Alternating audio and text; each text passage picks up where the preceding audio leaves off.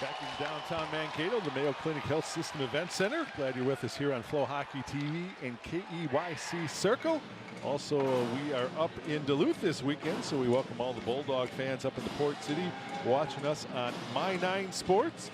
So up there it's 6.3, and down here in Mankato, KEYC Circle 12.3 as you get a look at starting goaltenders tonight. And Andy, ironically, both teams the last time out won their contest, but neither coach going with the winning goaltender that night. You know, and it's the depth of goaltending at this level nowadays. But how exciting for Alex Tracy to be stepping in, playing the #4 team in the country in his first ever college game. I mean, it's exciting. 5 months ago, he's MVP of the USHL Clark Cup, hoisted a trophy, and here tonight he's playing the #4 team in the country. So in the middle of the Mavericks there, Alex Tracy, the freshman from Chicago, Illinois. Played USHL out in Sioux City, and on the other side, for Bulldog fans, a familiar face, even though, again, he was not the winner last time out a couple weeks ago at UMD with a sweep over Arizona State, 3-2 and 4-1, but Zach Stayskal back in the net tonight was the winner in that contest on Friday night. Mike Hastings, 11th year for the Mavericks, and his good friend Scott Sandlin on the other side for the Bulldogs in his 23rd year behind the bench for Minnesota Duluth. Both teams fairly familiar with one another, played last year. Last time out on New Year's Day of this year, in fact, it was the Mavericks with a shutout win up at AMSOIL Arena by a score of 3-0. All-time series, it's UMD 29, 24, and 6, but here in Mankato, Mavericks 10, 8, and 5 in the all-time series. It goes back to 1997. Off the draw, Bulldogs in the zone with Biondi. Puts it back in the corner. Quinn Olson. Livingstone steps in to break that intended pass. Hirose. Furry steps in. Gets caught up there with one of the officials. Now able to clear it, tries to clear it out. Olson trying to take a sweep, but Hirose is there to help out defensively. And we're going to get an early penalty against the Mavericks. Not even 40 seconds into the contest on a hooking call, officially at 37 seconds. Yeah, it feels a bit soft there. You know, guys fighting for the puck kind of tangled up, and referee gave the Bulldogs the benefit of the doubt here. But early call, and you know, we talked Minnesota about State penalty number 2, minor penalty hooking. With the big kill. You know, killing off a penalty this early in the game. You want to get everybody in the game, so this is not ideal, but you know, you build some momentum here, get this puck out, get down the ice, and get a good kill. Would be great for the Mavs. You know, it's early season, but these statistics sometimes get a little wonky. Maybe 50% on the power play average on the year for the Bulldogs. Just the one season that they had, but they were 3 of 6 against the Sun Devils a couple weeks ago, and the Mavericks good on all but one of the 6 chances last week for the Gophers. So Mavericks have killed off 5 of 6, 83% on the year. Dashke to the far side. Gallatin down low, right in on top of Tracy, and then the official lost side of the puck, so quick whistle there benefits the Mavericks. One of the tough things with having somebody like Hirose in the box right away is, you know, he takes this penalty here, but he's somebody who's going to help out the kill, right? He's going to be playing close to 30 minutes tonight, so having him in the box is never going to be an ideal situation for the Mavs. Faceoff stays in the zone with Spicer to step in against Celia.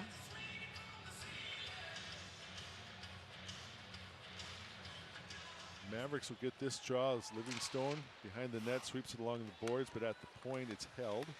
Spicer has it go off his skate back out to neutral ice. Gallatin back to Dashke. Will retreat all the way back in the zone with still 90 seconds left to go in the power play time. Gallatin, Spicer along the goal line back to the point. Along the board, Celia tries to step in along with Gallatin. Now Livingstone in for the Mavericks. Loney steps in on a 5-player scrum. Along the boards, we pulled out Grohl. We'll just look to waste some time. Flip it down to Pavel, breaking in. Low-angled shorthand shot. Kicked out. Pavel still going to work behind the net with now 3 Bulldogs around him. Fans acknowledging the effort of Pavel. He's just got it tied up between the skates, and that's a lot of strength right there to pull that off. When you're an opposing defenseman on the power play, he's the last guy you want to see come down the ice. He just comes down with such presence, speed, and power. This is what he's made for. That was fantastic. That took almost 20 seconds off just as he had it between the skates. Finally, the Bulldogs back out. James to the near side. Swept along the boards and out by Pavel. So a great play on both ends of the ice by him. And the Mavericks are down to just 22 seconds left to kill on this first attempt by UMD. James back up on top. Furry with the quick stick, and it's set down the ice as Hiroshi is ready to get back on. One last rush maybe here for UMD. And then Howard plays it back. Isaac Howard, freshman forward. Top draft choice this year, 31st pick overall for Tampa Bay, and Hiroshi is out. We're back to 5-on-5 hockey. Quick shot kicked out by Tracy. Follow-up also sent in by James. Played to the near side, now behind the net. Biondi, and then Olsen rids himself of the check. Olsen, quick shot there is sent wide by Jocks, and it comes all the way back into the UMD zone. Salmon will step into the play. To the far side, Bellini for Minnesota State, stood up by Gallatin. Sandlin behind the net, sweeps it out front, no one there for the Mavericks. Morton now with it as it poked away, and here's an odd man rush, 3-2 the other way for UMD. Bettens drop past Luke Johnson with the shot. They went off Malinowski's stick, out of play, and we'll take a face-off in the Maverick zone with 3.5 gone here in the first. You know, great start for the Maverick kill, and it's something characteristic of the Mavs over the last, I don't know how many years, you know, since Hastings been here, but they don't let a team set up. If you come into the zone and you don't have clear possession, the Mavs are going to be all over you. They did it exactly perfect on that kill, all over the Bulldogs every time they came to the zone, and really never got it set up. Face off in front of some fans. I can't see the face off, Andy. Some late arrivers here on a Friday night in Mankato. Pavel gets the draw for the Mavericks as the traffic clears in front of the announcer. I like traffic in front of the net, but not in the announcing booth. Well, it's effective in both spots. Let's be honest. It is. Yeah, now I know what the coach is talking about. Mason Wheeler back for Minnesota State. Chipped away there by Carroll, and now out Zach Kranick. Pavel. Kranick has it again. Pavel trying to feed Hillman, but it's going to be brought out by Howard. Lateral back for Spicer. Dashke with a shot, and Tracy kicks that one up and out of play. Couple of odd man rushes the other way here going against the Mavericks. You know, and that's the early season issue that a team will face, right? I mean, the Mavs played this last weekend where the Bulldogs didn't. But it's one of the things that the team has to come together on, and it comes down to coaching and talking to the assistant coaches. They know they have some work to do here at the Mavs, and that, you know, finding the open man, making sure you don't have odd man rushes, that's a big part of it. Mavericks again last weekend, their first weekend series of the year, and a weekend that Coach Hastings thought his team grew up a little bit, facing a lot of adversity and never really got shook up in the game, and after dropping Friday night's contest, knew that they did not want to get swept. They haven't been swept since the 18-19 season. You know, back-to-back games for a couple years. How can you not grow up in these first weekends, right? We got the Gophers, you got the Bulldogs, you got the Huskies. I mean, you're going to age quickly. It is a gauntlet of Minnesota hockey, and again, it has proven itself time and again here during the Hastings era in Mankato. That kind of rugged non-conference schedule pays dividends come postseason time. Another penalty coming up here against the Mavericks as Souter is going to get caught probably on a hooking as he got his stick tied up with one of the Bulldogs. I think that was Kaiser. He still has it, and so it's one of those inadvertent plays, but it's going to get called every time. And the Bulldogs with the extra tacker. Delayed power play coming up. Gallatin back for Biondi. James. Played to the far side. Biondi picks it up. UMD trying to get things set up with the extra tacker. Now finally we'll break into neutral ice. James on the far side. Tipped out on top. Fitzgerald touches it and will have a power play opportunity going to the night for the Bulldogs. When we come back, no score here in Mankato.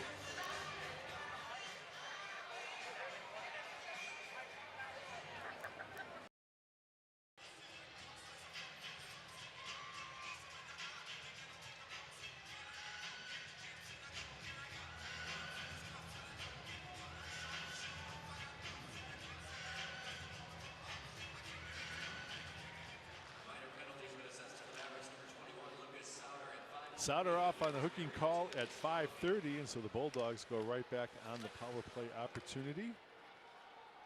James will track it down in the corner, plays it behind the net, now near side for Howard. Biondi.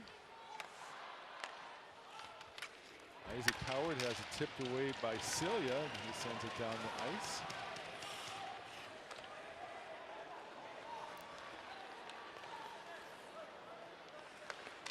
Kaiser to the far side, brought in the zone now by Olsen. Borchard will pick it up, send it out to center ice.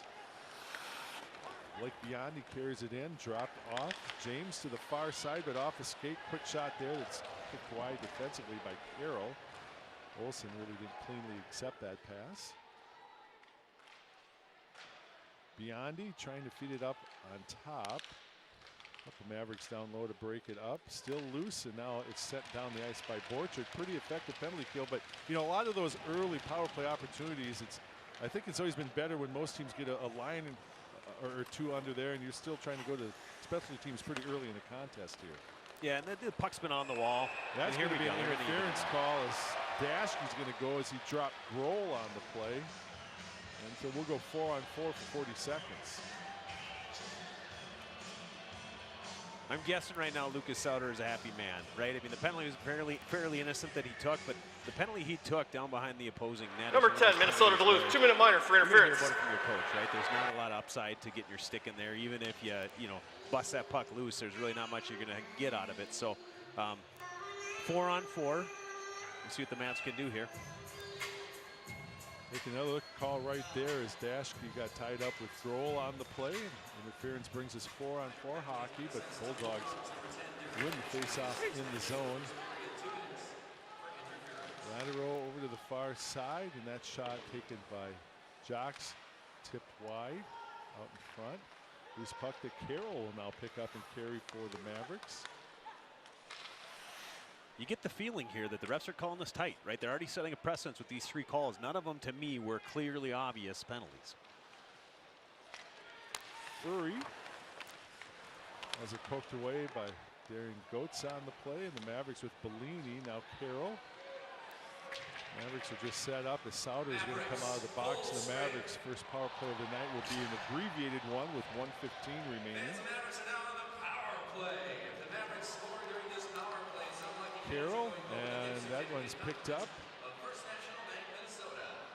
Bulldogs send in the zone, and now Sauter will pick things up. Sauter has seen enough of the drop pass. He carries it all the way into the zone behind the net. To the point for Hirose. Livingstone rink wide. That one hopped over the stick of Sauter. Hirose at the point with 45 seconds left. Puts one down low, and Skasal blocks that one, and it's cleared by the Bulldogs.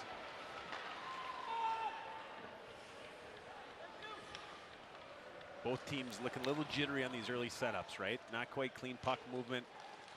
Guys don't quite know where they should be yet. Morton for Hirose down low. Mavericks got a break. Score!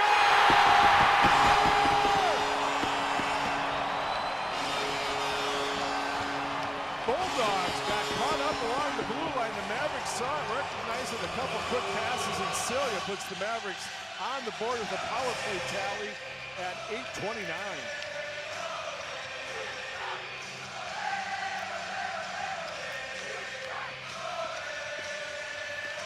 There you see Celia right there with the blast, and he took the one-time feed from behind the goal line, and Skasal really didn't have much time to react to that play. You know, I don't know if I could have timed my comments any more poorly on saying that the guys don't know where to be, and then all of a sudden they run something that almost looks like a set play. They ran it so perfectly. So good for the Mavs. They need that to get going here at home. Celia with the goal, his first of the season.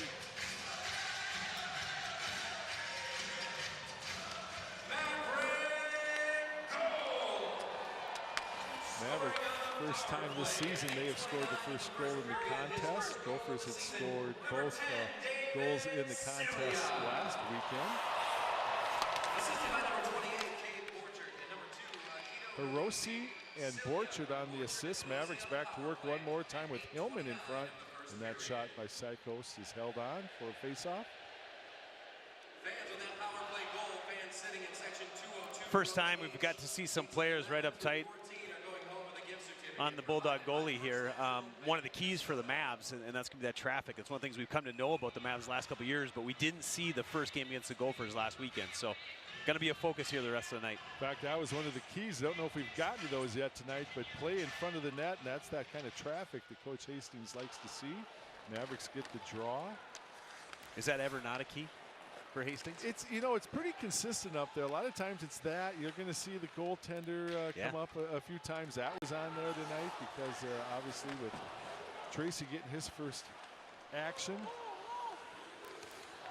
And then also just kind of building upon what had happened last Saturday night where the Mavericks, boy, after they killed off that 5-minute major, they really owned the better play for the most part the rest of the night. Now, it wasn't quite as intense tonight, but they did kill off 2 power plays. And, you know, they fed off that a little bit. It was a 4-on-4 and came back and scored right away on their first power play opportunity of the night. Well, and if I could even add on to another key, and it's probably a key just going in the rest of the season, is that, as you said, the Mavs, they aged a lot last weekend. They're going to need to continue to age. There's going to be some guys who step into different roles, guys who are playing a lot of minutes, but we need Celia to step in. We need Grohl. We need Pavel, right? We need those guys to step in these spots, and especially on the backside, too. So we're going to need to grow up quickly. Carroll brings it in, far circle. Thought about playing one out in front of the net. Has possession one more time and feeds it behind the net for Sandlin. Watched by Dashke, now Fitzgerald behind the net. Fitzgerald into the corner where it's picked up by Sandlin. Now Morton. Poked away from him by Dashke. Played out to center ice by James. Wheeler gets there before Biondi, although Biondi creates the opportunity. Played down low, and don't even know if Tracy saw the rebound sitting in front of him, but the Mavericks get a break there. Sandlin played back for Wheeler. Carroll off the boards into the zone. Stayskal is out for Goats. Lead pass broken up by Malinowski. He dumps it in. Down to 9.5 left in the first. Mavericks with their own tally of the period. Celia's power play goal. Psychos thought about getting one down low, but that was broken up defensively. Sauter trying to poke one away from Spicer and Kaiser on the play. Furry up on top. Psychos puts one down low again. That's tipped wide by Sauter, but a good look on that play by the freshman from the point, and we're at the halfway point of the first period of play. Our score, 1-0 Mavericks on top here on Flow Hockey TV and KEYC Circle. Don Westfall and former Maverick defenseman Andy Hedlund. Andy, your name is still on one of the leaderboards out in the lobby for career penalty minutes. You're still number 10 all time, so congratulations on that. Don't you wish you just go back and get a couple more, move up to 9? Well, yeah. You were never going to catch up to Tyler Dice, I'll tell you that right now. I think Todd George has some space Todd on George is there up too. You are correct. Maybe Tim Wolf, is he on the list? Boy, that name I don't remember, but I know we put those other 2 guys in the box quite a number of times over the years on the broadcast. Owen Gallatin. Ironically, the Mavericks with the lone tally on the power play, their first advantage of the night. Pavel will just chip it. Well, tried to chip it off the dasher, but found the spot in front of the Maverick bench there where there's no glass, and so the faceoff stays in the Maverick defensive zone. Shots on goal early in the contest, 5-3. Minnesota stayed on top of that. One thing to keep an eye on tonight is Hirose and Livingstone and the ice time that those 2 are going to log. Last year they were logging between them 15 to 20 minutes a game. They're expected to be closer to 30 this year until this a little bit less experienced decor gets some experience under their belts. Mavericks with yet another face-off win. Of course, they were one of the better teams in the country on that last year in their run to the national title game. Jesse Jocks has it tipped away at the line. Bulldogs would be offside. Looks like they had cleared enough, so we kept on going with Grega. Doc steps in, but Hirosi's right there down low for Grega. Morton runs out of real estate and will have a face-off in the zone. JBL Real Estate Group has proudly served Greater Mankato since 2002. JBL has experts in Mankato, also St. Peter, Lake Crystal, Fairmont, and beyond. Thinking about buying or selling, the company to call is JBL Real Estate Group.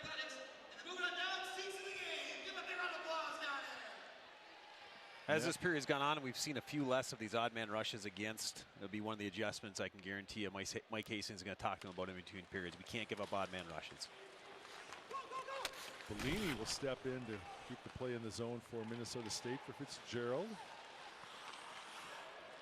Morton with a wraparound. You hear a lot of pads, so a good play there by Stayskull, and the net comes off the magnet. We'll do another face-off in the zone, and I can let you know Alliance Contracting is a long supporter of Maverick Athletics. Thank you for your support in helping us build champions. That's Alliance Contracting. Got more sponsors this year than you're used to, Andy. You know, Maverick successful year and new move on KEYC Circle, and people are getting excited about Maverick hockey. Yeah, I like it. It's fun. Sandlin, another win. Out in front, nice job there by Fitzgerald, but just a little bit too far in front of Morton to make a play. Sandlin at the point has to go off the skate of Goetz. And the Mavericks with Bellini one more time in the zone. Kaiser and Fitzgerald in a race. Morton, Sandlin steps in, will play it back for Carroll. Carroll puts one down and Sandlin tips wide.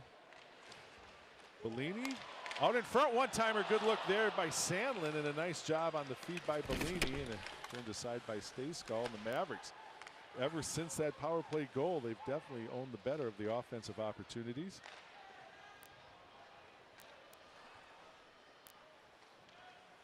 Morton spins away from a couple of players in neutral ice area. Now Hiroshi rink wide to Furry. Furry gets dropped, and they also a play where Olsen, I think, got a stick lost. The Maverick fans said, hey, we got called on that a few moments ago, but no call here. Out in front, one-timer out in front, and then another play there. Sauter just could not get it up over the fallen Stayskull on the play, but a couple of really good-looking passes for the Mavericks. Yeah, they're attacking the net. Tracy with the shot, got through some traffic, and another one that's up out of play. Take a look at a really good Maverick scoring opportunity. Yeah, and you know, Sauter right here, I don't know if he caught the wild game last night in that onslaught, the 7-3. Boldy had a chance like that, and he has the patience, and Sauter held that patience there too. Just didn't quite get it up and over once he got past the goalie. And Skace was a giant. As I told you, I ran into him in the hallway down there. I'm no small individual, and I was a little intimidated by that guy. He's got a lot of inches on me.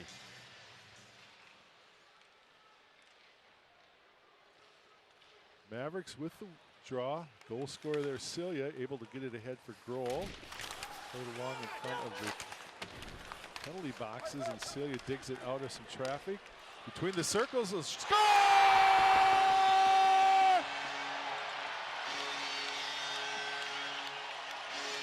Mavericks just forced that puck up the entire way up along the near boards, and then finally with players tucked along the boards, it's Celia digging one out. He's got his second of the night, and the Mavericks up 2-0. Yeah, just grit and determination. He's got a D all over him. He's got presence in front, right? He's got Grohl giving him a good screen, attacking the net. He goes right underneath the bar, and Celia's feeling it tonight. 13:57. Scott Sandlin talking things over. Mike Hastings waiting for the Bulldogs to send out a team so he can match things up where he wants defensively. But Sandlin, you can tell, not real enthused with what he's seen from his team the last 10 minutes. No, and it started fairly even, but the Mavs have kind of taken over since those first two kills again, right? And they've got more chances. I mean, they're out shooting them 9-3 at this point. They've cut down those odd man rushes against and cleaned up their puck movement. Livingstone plays it in for Fitzgerald. Look at Grohl on that one. Cut.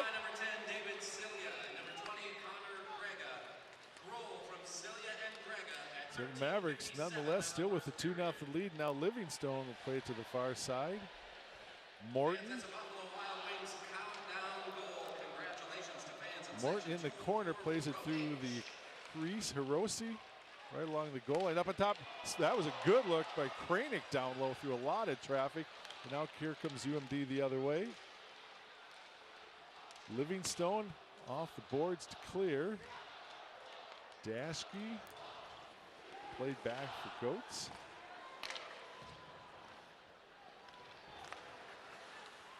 Kaiser. Hillman takes care of him. Borchard brings it into the zone. Lost the puck, however, and Kaiser quickly turns it around. Bettens the other way for the Bulldogs. Thinks about the wraparound, but sends it through the top of the crease, and Pavel will pick things up for the Mavericks. Hillman's after it along with Goats. Now Borchard for Minnesota State. Carroll behind the net. Well, right now it just looks like defensively the Bulldogs in the zone. They're chasing the Mavericks. Yeah, there's just been a shift in the ice. Mavs had the puck the whole time. They're just playing the body. They're playing physical. They're not getting pushed off pucks, getting pucks deep and coming up with the soft spot to always find an open man. Sauter trying to rid himself of Goats on the play, but he'll pick it up and send it down. Carroll with Bettens is back. Wheeler will step in for Minnesota State.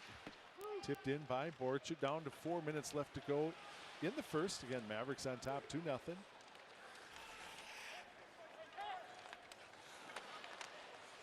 Furry back for Borchard. Gallatin is able to clear, send a long lead pass for Howard. Sykos is back defensively. Played back between the circles, and then that was Cole Spicer who came up with nothing but air on the attempt, and Sykos sends it in. Excellent back check by Brendan Furry there to break that play up. Grega. Celia will pick it up on the near side, overskates the puck, and it's dumped out to center ice. Rossi. Celia with Livingstone. Mavericks looking to create some opportunity to carry it through the neutral ice area, and it's tipped in by Grega.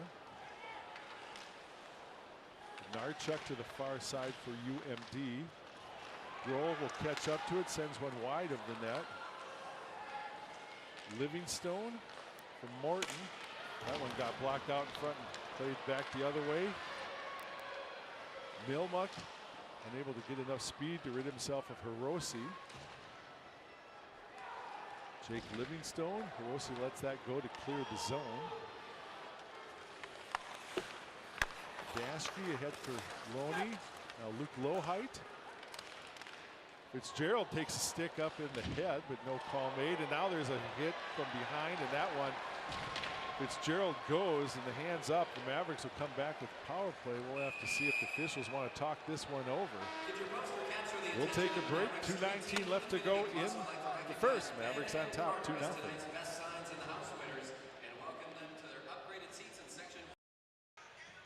Let's see if we can pick up this penalty. There was the first one, and then Milma comes up with a hit in the corner. There could have been one earlier because the stick on Fitzgerald went up in his head. Usually that's an automatic, but the officials are looking this one over to see if it'll be just a 2-minute or a 5-minute. The fact that they both put their hands up right away, I mean, they wanted to talk about it. It doesn't look that dissimilar from Celia's penalty last week. It was a major, but I'm not going to lie. For me, that's not a 5-minute major, right? It's a penalty, no doubt, but I don't think there was enough danger there on the head. I think Fitzgerald goes in a little bit, face first into the boards already, and I think it's a 2-minute, but, you know, nowadays they do a lot of protection of this. They may we'll hear what the official says. Major, checking from behind. So the 5-minute major, and Milmuck is done for the night, and there's the hit to the head. That was Lohheit, but here's going to be the 5-minute major. Hit from behind into the boards. And I will just, again, there's consistency. That's kind of what I'm looking for, and I do know it's been a point of emphasis, although Scott Sandlin's not necessarily thrilled with the call. Yeah, and I understand where he's coming from. It sets the precedence for the weekend here, the first of 6 periods. Yep. So the Mavericks with the 2-0 lead. Second goal again, as of now, awarded to Grohl. It must have been on a tip out in front, but the Mavericks had scored on their earlier power play opportunity on the goal by Celia at 8:29. Mavericks with a great opportunity here. They'll finish out this period on a power play and open things up in the second.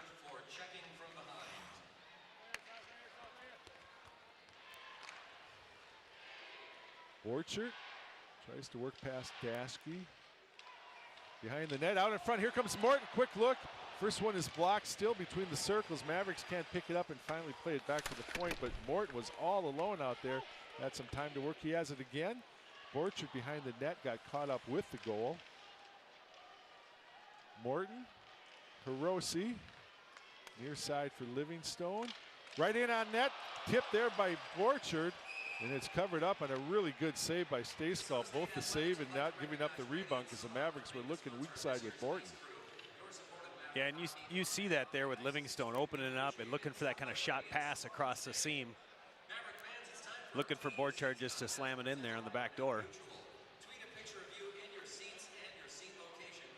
Borchardt there with a couple of looks, taking the feed, and then Morton coming on the weak side. Hiroshi, Furry.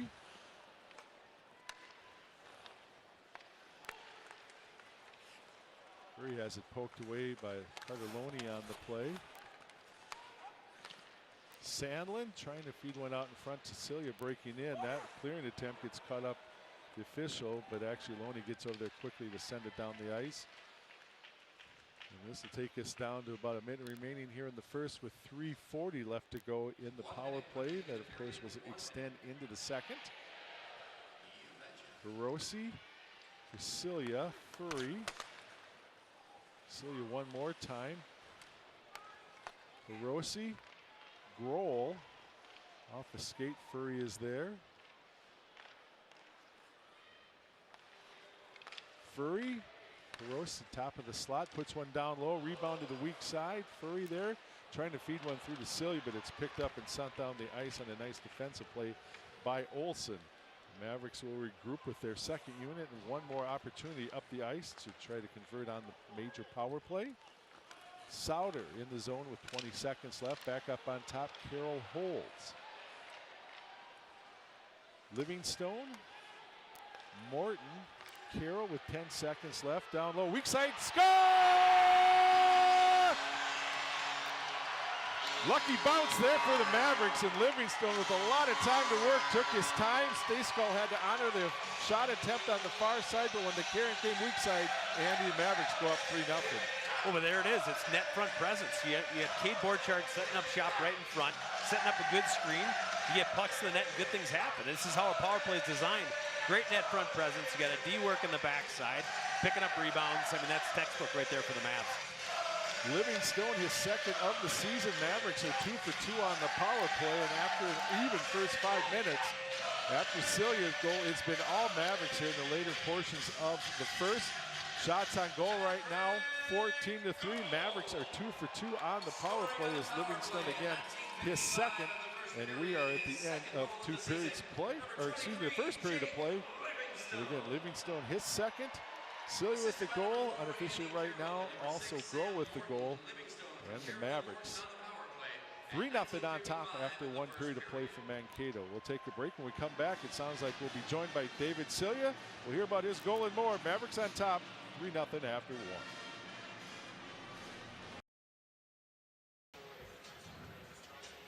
Andy Hedlund here with David Celia. Hey, off to a great start tonight. You had an abbreviated night last week. Did you have a chip on your shoulder tonight? What got you going so fast tonight? A little bit. I mean, we had a slow start last game, so our team wanted to get out and make sure we had a good start. And obviously, ending it early, I felt like still some gas in the tank, so made sure I left it out there in the first period, and we're going to try to stay in this one. Hastings said that you guys grew up a lot last weekend. What does that mean to you? What did that mean when that came out of his mouth? I think, last year we had a lot of guys that have been here for a while, and this year we had a lot of new, fresh faces, guys that were on the team but maybe didn't get to play, and this year they're going to have an increased role. And I think for them and for us as guys that played last year coming in and stepping into a bigger role, I think it was a good team effort, coming back and fought through adversity, and it really kind of gelled us together. And I think that's really what we mean by growing up and really coming together on that one. Yeah, absolutely. Both nights against the Gophers and tonight, you guys have killed off a big penalty and then just got to work and the game has changed. Is that something you guys are thriving on? I mean, do you feel the adrenaline on the bench when you guys get those kills? I think so. The game is a roller coaster, and you try to build momentum off little things, whether it's big hits, shots, shot blocks, and the PK is a big one, and we make sure we kind of make up for that lost guy with our energy and energy from the bench and guys on the on the ice. So we really try to use that as momentum and really get our team going. Yeah, great first period. Thanks for spending some time with us. Great, thank you. David Celia, we're in the first intermission here from Mankato. Don Westfall back in downtown Mankato along with Andy Hedlund. We gave Andy a break here because we exchanged one defenseman for another former Maverick defensive great. It's hard to believe that I can say former about Jack McNeely. It just doesn't seem right, but nonetheless, in the building here tonight, first game back to watch the Mavericks. Yep. And so far, a good first period to play. Yeah, great first period. Guys look like they're playing fast, and a couple of great plays there by Dave Cilia. So great first period. Got to keep it going here the next 40. Kind of a familiar formula for the Mavericks. You know, you maybe have a penalty or two, a little bit of adversity. You experienced that during your time in Mankato as well, but it's always been a trademark of the Maverick team. Kill off that penalty and then feed off that momentum. It's what happened last Saturday. It's been a big proven factor here in the first period tonight. Yeah, for sure. That was 2 big kills there early in the first 10 minutes or so, and I mean, Notter does a great job with the penalty kill there, and I'm sure they were relieved to get those 2 killed and then just go right back to work and keep rolling the 4 lines in the 6D. So is it fair to assume that first game you've seen since the infamous game here last year against Bemidji State when you scored an exceptionally big goal? Yeah, this is the first time watching the game since, I guess, in this building. But yeah, obviously, pretty surreal night overall. Something you probably, I don't know if it's sunk in yet, but honestly, looking back, I'd probably rather have had Groller's goal still count, but just for my heart, I think I lost a few years there just being stressed out and waiting in the locker room. But no, obviously, crazy night and a pretty cool experience. Since we got you here, and that was, you know, other than last weekend's game, last time we had broadcast the game last year was the championship night against Bemidji. What was going on in the locker room? They held you guys in there with they said this thing might start up again because obviously you guys are celebrating. You had celebrated on the ice. The celebration begun in the locker room, and oops, there might be a little more work. What was it like just sitting in the locker room during that time? Yeah, I think the staff did a good job of letting us know, like, hey, like we might not be done here still. So even before we sat down, we had a feeling like, I think the main feeling was like, can they even bring it back if it's not a good goal? But definitely a little bit of stress and uneasiness in there, but I mean, we had a pretty solid group in there and a lot of mature guys who've been through a lot. So I think we were pretty calm and collected at the end of the day once we got back out, just getting out as quick as we could and getting our work done. The run through the regular season championship, the playoff championship, and of course taking it all the way into the national championship game. How long did it take for you after such a successful season to kind of wind things down and just kind of relax and take an evaluation of everything that had been accomplished? It was just such a fantastic run. For sure. Yeah, it was a special year, without a doubt. I mean, obviously, everything with COVID in 2020, like having a normal year again was awesome. Just around the rink, just a little less stress, and we had such a good group of guys. And it was just so weird once the season ended last year. Obviously not the way we wanted to, but everybody's kind of, all the seniors are kind of out of town within the next few days. So it's just like a day or two enjoying some time together, then everybody kind of just split off in their own ways with different teams and whatnot. But special group and a special run, and I don't know if it's really sunk in yet, but definitely something to look back on in the future here. And I imagine a lot of the people, you know, the booster club, the students and stuff like that, when they see you, they must have just been exceptionally proud of everything that you and your teammates accomplished. For sure. Yeah, no, we had some great groups here. I mean, I was lucky enough for 5 years here, and yeah, we had some special groups, and I think you just think back to the relationships made with the staff, your teammates, all the people in the community. This is a special place and a special program for sure. I know they want me to wrap it up, but I'm going to get one more question because playing career is done, but are you still involved with hockey to some degree, helping out, or what's keeping you busy nowadays? Yeah, I might be helping out with the Pee Wee team back home with my old high school coach, but yeah, definitely. I mean, watching the games last weekend was awesome, but definitely, I mean, this program is a special place in my heart for sure, so I'll support the team however I can. Well, you gave us everything. Second all-time in career games played, and it's been an honor to have you here, and thanks again for the fantastic career with the Mavericks. Appreciate it. Thank you. Jack McNeely, Don Westfall. It's the first intermission. Mavericks on top, 3-0.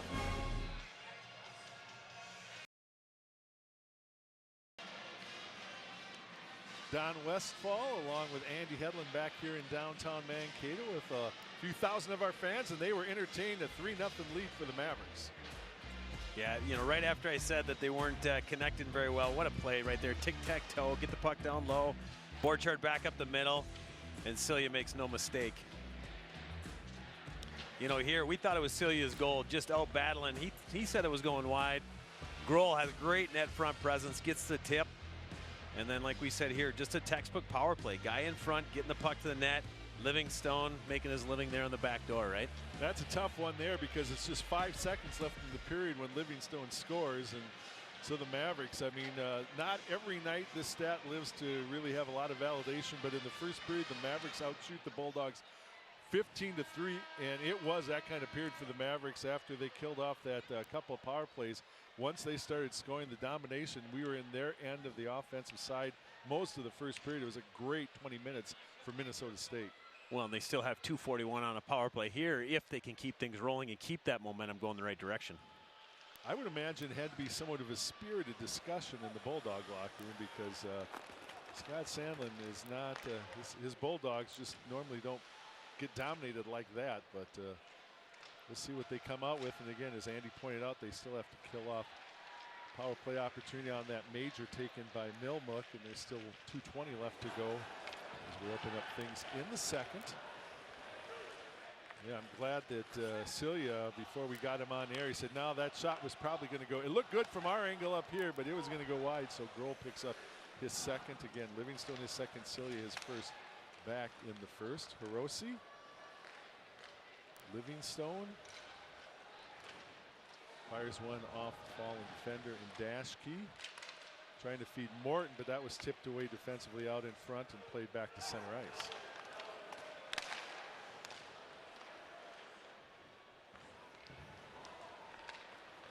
Long lead pass there, and Borcher will carry it into the zone, set things up for the Mavericks on the power play.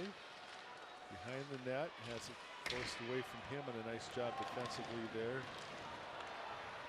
I believe that was Binsky on the play for UMD. Again, we welcome everyone watching up in Duluth this weekend on My 9 Sports, and of course here in KEYC Circle, and always from Vancouver and Flow Hockey. Furry.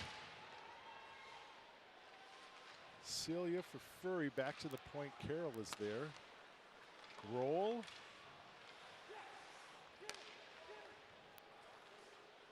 Up on top for Carroll.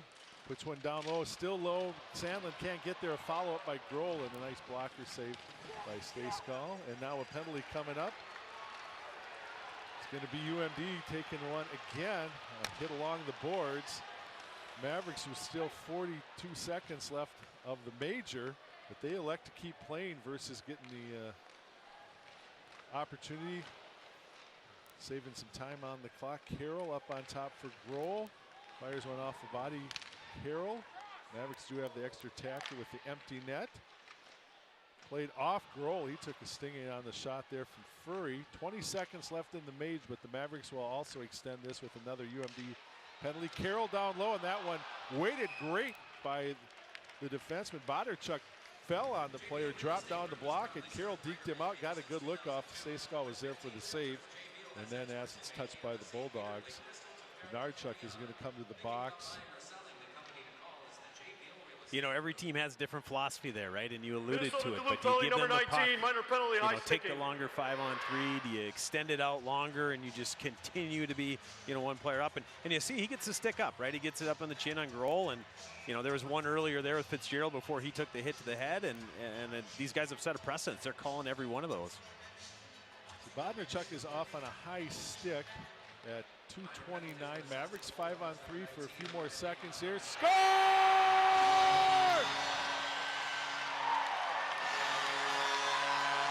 Lots of room on the ice, a great feed through the slot, and the Mavericks with Borchert finding the net, and he gets his first goal of the season, and the Mavericks on top 4-0.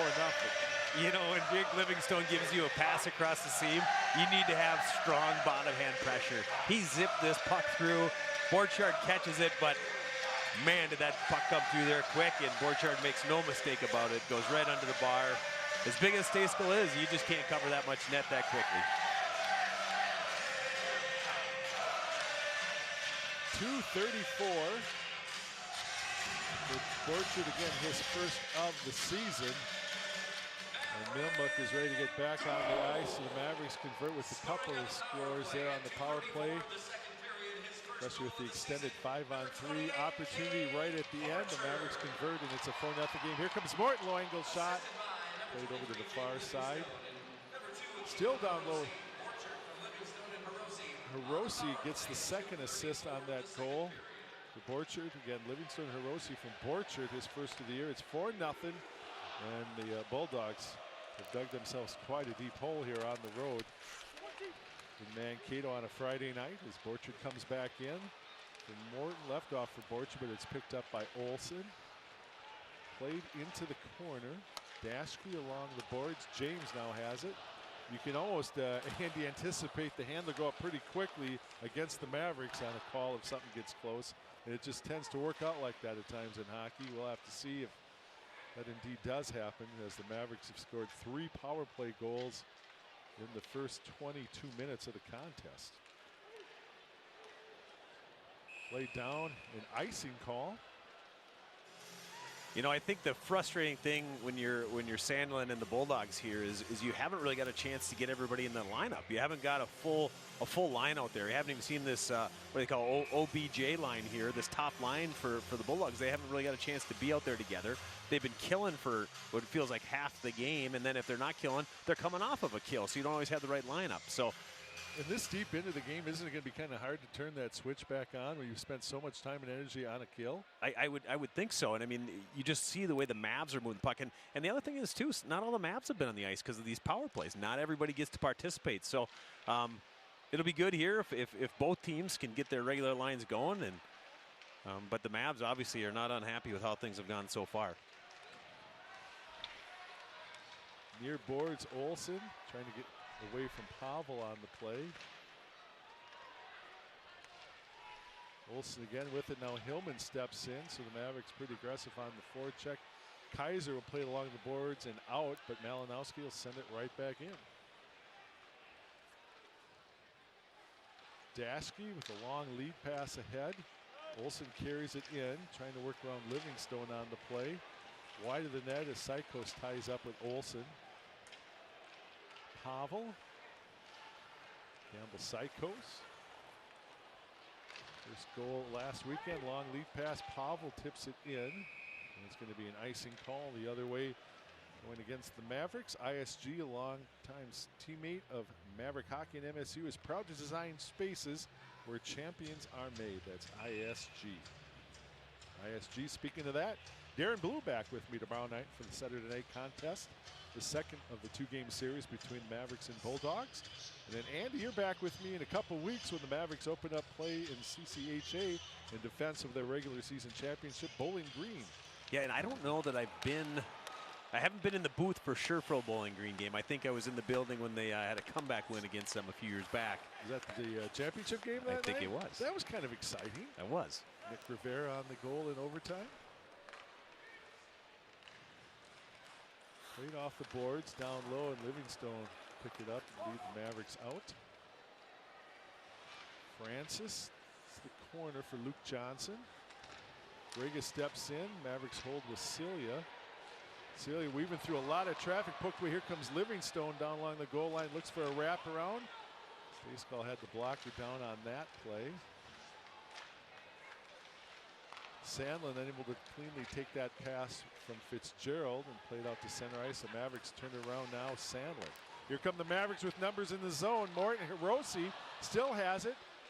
Up on top, and that one's played wide. Morton, it was a 4-on-2 break as the Bulldogs had gone off on an early change with the long change here in the second. You know, how many times have we seen that triangle pass, that pass to that bumper, soft area, whatever you want to call it, for the Mavs tonight, where there's a guy open in space that just shouldn't be. Morton dekes around a couple players, brings it back, and gets a nice shot off, but it's wide on the near side. Now Bellini. He just flips it to an open wing to hold the zone. Forced out by the Bulldogs, sent all the way down. They say it's tipped, so no icing. Carroll inside, 14 minutes left to go here in the second. Mavericks controlling 4-0 on the board. Souter with the shot. Furry, backhanded attempt as he was able to put it out on top of the crease, but that's blocked by Stay Skull. Furry takes a hit along the boards and it's dropped, but no call made on that one. Flipped in by Goetz, and that is going to be an icing call. They're going to bring it back the other way as Bulldogs did not gain the red line. So face off back in their own defensive zone. Maverick Athletics would like to thank OFC for being the presenting sponsor of our 3 stars of the game and our post-game autograph session. After each Saturday game, 3 Mavericks will be signing autographs in the lobby. So come out to the game tomorrow night and get your autographs. Tomorrow night's players: Tony Malinowski, Connor Griga, and Stephen Bellini. Mavericks win another draw. Malinowski's shot gets blocked, however, and now Olsen will carry for the Bulldogs. Olsen with the shot that's wide. Bulldogs still with just the 3 shots on goal nearing the halfway point of the contest. As they spent a lot of time on the penalty kills as that one got blocked out in front. Griga played over to Malinowski in the corner. Grohl tries to get away from Goetz on the play. But then that's Kaiser to step in and clean things up. Livingstone from Minnesota State. Loose puck controlled by Powell. We're going to look here at Mavericks faceoffs back in the first period, 13-6. They were dominant, and they've continued that statistic here in the second as well. Dominic James ahead for Howard. Livingstone breaks that one. Headmans to Griga, who's off the boards. Pavel and Kaiser after it. Played through some traffic and sent back in by Livingstone.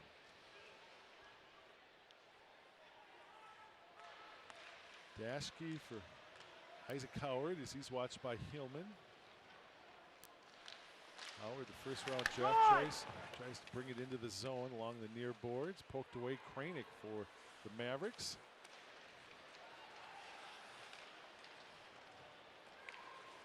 Livingstone and Hiroshi played out. Hillman will at least clear for Minnesota State. Hiroshi picks up a loose puck. Carries it past one defender down low. Kranick with the shot, and Stejskal with a nice save. Credit there to Hiroshi for making that play back in his own zone and carrying. Howard played back. That one's off a defender. Here comes now Morton the other way from Minnesota State. Looks for a trailer. Morton behind the net. Played off the stick of Sandlin. Morton rink wide, still in the zone for Carroll down low. Sandlin one times one, but misfired. Sandlin had a little bit of net to work with here on the near side. Carroll with the shot. That saves there, and Wheeler unable to get to it in time. Played all the way down, and an icing call against the Bulldogs, and the Mavericks just continuing to play so well here tonight, Andy. You know, we look at those shots, right? It's still 25-3 in shots. The Mavs are all over them, and it's interesting. I talked to Todd Connaught before the game, and he was. We'll go look at this scoring opportunity here. Scoring opportunity. We're going to have the time because Scott Sandlin's taking a timeout. We'll take a break as well. Mavericks in control halfway through the contest, 4-0.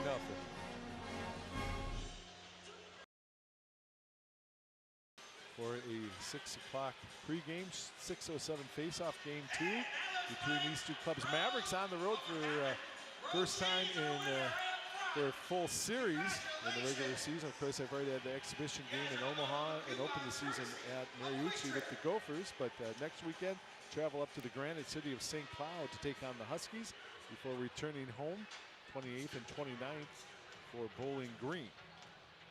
JBO Real Estate Group is proudly serving Greater Mankato since 2002. JBO has the experts in Mankato to St. Peter, Lake Crystal, Fairmont, and beyond. Thinking about buying or selling? The company to call is JBO Real Estate Group. Scott Sandlin looked like he had a very one-sided discussion with his team on the bench. And we'll see if the Bulldogs come out with a little more inspired play. 26-3 are shots on goal. I have never seen that kind of disparity in a game that's involving UMD, at least when they've been on the short side of that. They've probably had a few games where they've put that many shots on, but wow, it has been a strong start. It was even for the first 5 minutes. Mavericks killed off a couple of Bulldog power plays. They got a power play goal themselves with Celia, and they have not stopped ever since. As I was saying there before we went to that last break, talking to Todd Connaught, one of the things he said is both teams are similar, and they're kind of looking for their new team identity. There's a lot of turnover on the teams. Things have changed. But I'll tell you what, it's a lot easier to find your team identity and get to work when you're at home rather than when you're a younger team on the road like the Bulldogs are here tonight. Bulldogs with 6 freshmen in the lineup. Of course, they're a team that has 9 NHL draft picks. on the ice tonight. Played through some traffic, was looking near weak side for player breaking in Bettens, but the Mavericks back the other way.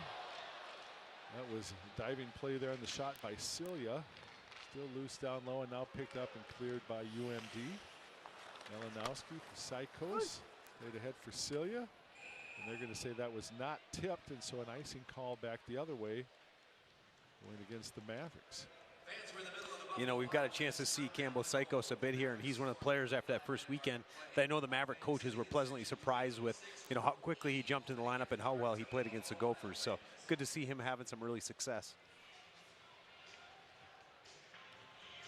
I haven't called his name a lot tonight, but Alex Tracy in the nets for the Mavericks has only faced 3 shots on goal in the first 30 minutes. And again, fans might have thought that Keenan Rancier would be back in the nets tonight after getting his first collegiate win last Saturday against the Gophers. But if you missed the discussion earlier in the game, pretty even contest as far as who's going to be the goalie between Tracy Rancier and even Andrew Miller. And Coach Hastings saying, you know, Alex had the better of play in practice this week. It was really close. He worked hard during the offseason, and he needs the opportunity as well. So he got the nod and got down there with the stick save.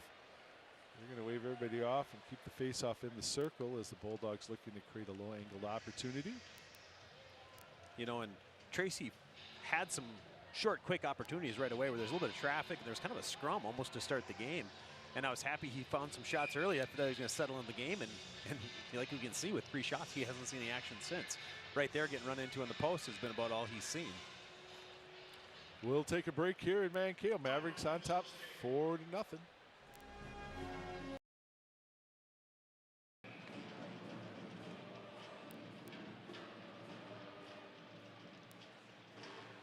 Spicer and Morton step in for a face-off that's controlled by the Mavericks. They again led that statistic 13-6 after the first. Sandlin into the zone, but ridden out along the boards by Dubinsky.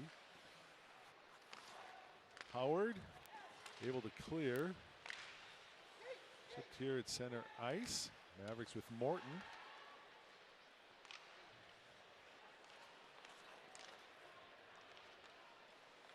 Carroll and Bellini.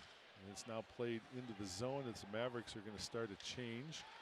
Dubinsky all the way along the boards. Kranick unable to gather it up, so Howard carries in, and now Spicer. Tracy with the save, and now we're going to get a penalty. I think Kranick might go on that play. It's going to be a holding call, and it'll be the Bulldogs with the opportunity at least to start to get some momentum back.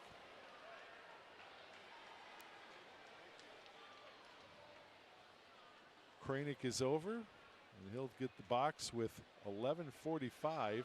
Again, holding the preliminary call, and Andy, sounds like we're going to keep it here. And fans, please turn your attention to section 119. It's time for our veteran of the game. So let's stay here and pick up the honoree from the public address announcer, our veteran of the game. Isaac Kamek enlisted in the U.S. Army from 2013 to 18, serving as a 19-kilo Abrams armored crewman. Isaac was first stationed at Camp Casey, South Korea from 2014 to 15 with the 1st Battalion 72nd Armored Regiment, where he served as a loader and a driver. He was later assigned to the 1st Battalion 37th Armored Regiment out of Fort Bliss, Texas from 2015 to 18, where he was positioned as a gunner and ended his career there as tank commander. Today, Isaac is a senior right here at MSU and will be graduating with a Bachelor of Science in Geology in his pursuit to become a soil scientist. Isaac would like to extend his appreciation for all the love and support he's received over the years from his loving mom, Mary, his dad, Calvin, and his younger brother, Dylan, and all of his close friends. Thank you for your service, Isaac.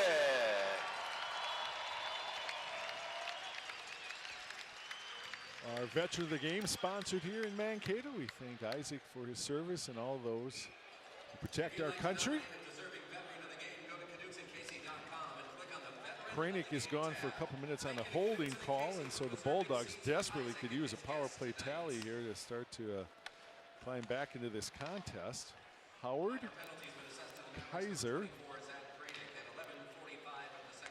through some traffic trying to feed Olsen.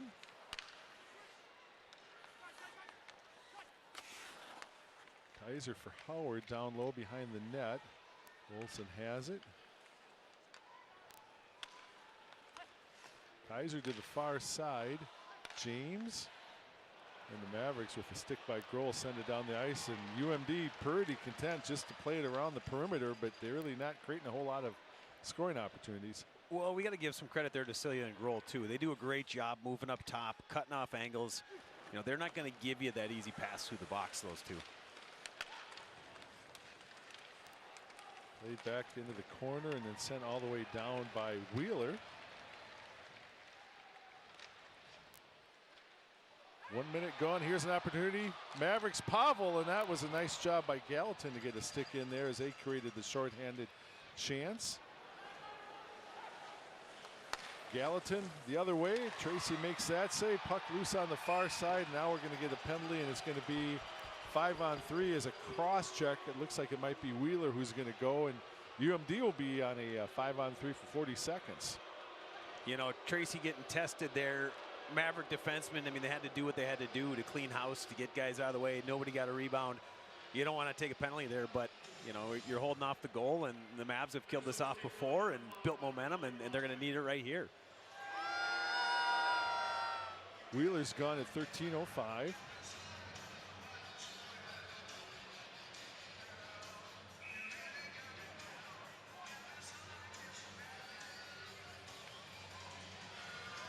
So much like last weekend, that was part of a major. The Mavericks killing off this weekend another 5-on-3 opportunity. We'll see if they can pull it off and take the momentum that they gained last weekend against the Gophers. James, dash key. Bulldogs reposition. Howard has a shot that's blocked by Livingstone. Howard again to the far side. Tracy, nice job to move over and hug that post. Howard, top of the circle, in the slot. Dashkey. Kranick is ready to try to get back into the contest with still 6 seconds left in his penalty. Howard, that one is played down low, and Karam's off a Maverick. I think it actually even went in on net. Kranick is going to jump right back into the play. Quick shot there. Mavericks with Livingstone after the block is made, and the Mavericks will clear. You know what I love there is you watch Livingstone, you watch Celia, the communication, they're replacing each other. Doesn't matter if a defenseman's on top, forward's on top. That 5-on-3 there, you couldn't have done it much better than they did. So 5-on-4 yet for another little short of a minute as James has it. And that one is played off a stick up into the net for a stoppage of play that will remain in the Maverick zone. Should let you know, we forgot to do that in the first. Officials tonight, TJ Likens and Bruce Vida, along with Matt Tyree and Eric Steinke are linesmen, and right away you saw the call being made against Wheeler on the cross check. On a night like tonight, that's an obvious one, right? And the Mavs kind of have to take it. He wants to make sure that shot doesn't get taken. Pavel in along with Spicer. Spicer gets this draw for the Bulldogs in the zone on the power play. 45 seconds left with the man advantage, but a nice job by Pavel. He is just such a great specialty teams player. We saw his play back in the first period of play when he literally took off 20 seconds behind the net just with 3 players around him. Not that he doesn't play the rest of the game, but he comes alive when we're shorthanded, and he's a force out there. Off the base of the net, controlled now by the Bulldogs. Kaiser at the point. Spicer off the skate of Loney. Low height. Kaiser. Gallatin. That one just whistled wide of the net. Furry will catch up to it. He'll carry it into the zone about 5 seconds early in the play, and Wheeler might have been able to free himself up for an opportunity, but the Mavericks successful on the kill, including 40 seconds of 5-on-3. Borchard has it down low, flips one up and path to the shoulder of Stayskal. Borchard still has it. Now Carroll. Carroll moves to the slot, puts one down low off a blocker. Carroll gets the rebound in the corner. Borchard lets it go for Souter. Gallatin, far side. Celia in a race with Spicer. Carroll fakes one. Near side, Sykos puts one down low, looking for a tip, but actually probably got too much air on that attempt. Celia didn't have anyone at the point to play it back to as the Mavericks were starting to change, and then it's going to be sent down the ice. Malinowski, long lead pass for Borchert. Flip down low, Sauter trying to feed it back to Borchert, but it was broken up by the Bulldogs defensively. Now Sauter will pick up a loose puck and just play it in as the Mavericks have to clear. 3:45 left to go in the second. 4-0 Maverick lead. It was 3-0 after one. Mavericks with 3 power play tallies tonight. Here's a chance down low for the Bulldogs, but a lot of traffic, and the Mavericks get back defensively as that play developed out of the corner. Bettens. Now Bettens trying to play it back.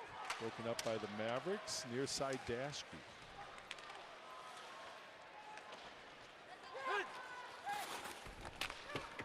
Morton will carry through the neutral ice area for Fitzgerald. Sandlin tees up a shot, and Stayskal saw that one coming all the way. He'll hold on for the faceoff, and we'll take a timeout with 3:10 left to go in the second. You are watching Maverick Hockey on Flow Hockey and KEYC Circle.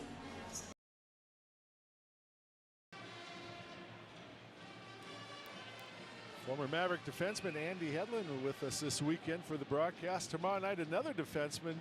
Darren Blue, does that mean that defensemen have the most knowledge about hockey? We're feeding all these defensemen through the color analyst spot? I thought that was obvious. I thought everybody knew that.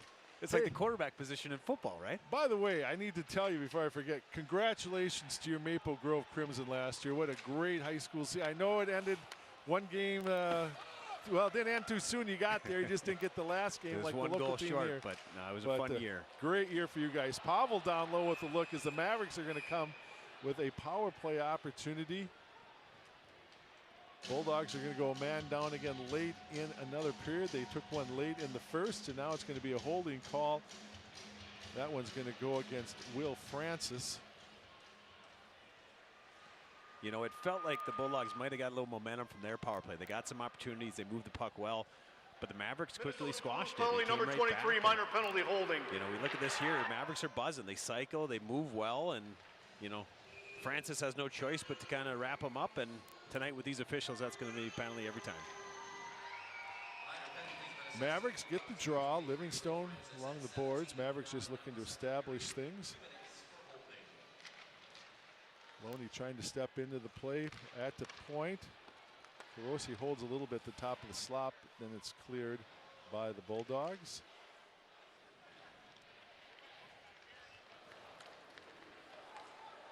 Carosi carries it all the way down into the corner. Now Borchert. Mavericks a little bit out of the sync in that play as Carosi carried it all the way down and had to put Livingstone at the point in the play. Tracy sweeps one along the boards. Sauter now back for Carroll. Jocks was in there on a forecheck here as the Bulldogs again trying to kill off another penalty with still 1:10 left to go. 2 minutes left in the second. Mavericks in the midst of a change. No one at the point, and the puck is cleared. Furry brings it from behind the net, wraps around out in front, and then Sandlin couldn't gather up the play as Stayskal saw that develop from behind the net.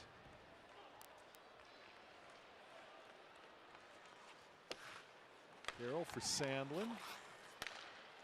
Celia will carry it into the zone, but it's poked away from him and sent down. Tracy will leave it off for Carroll, and with 25 seconds, the Mavericks will think about one last rush up the ice, although they're completing a change of personnel as well.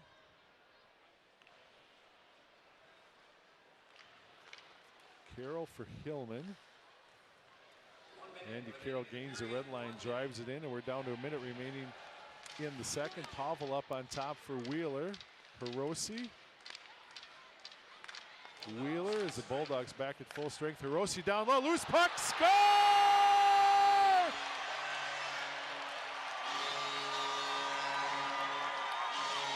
That's an even strength goal as Francis had just gotten out of the box a few seconds before.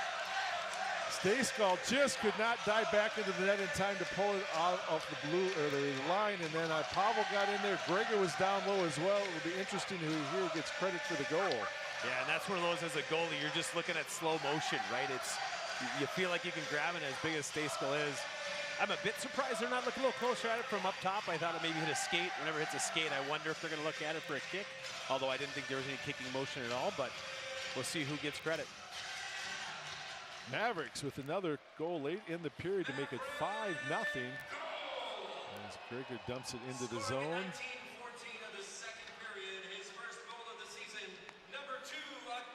Hiroshi with credit for the goal. Did not see that one coming as Stayskull holds on for the faceoff.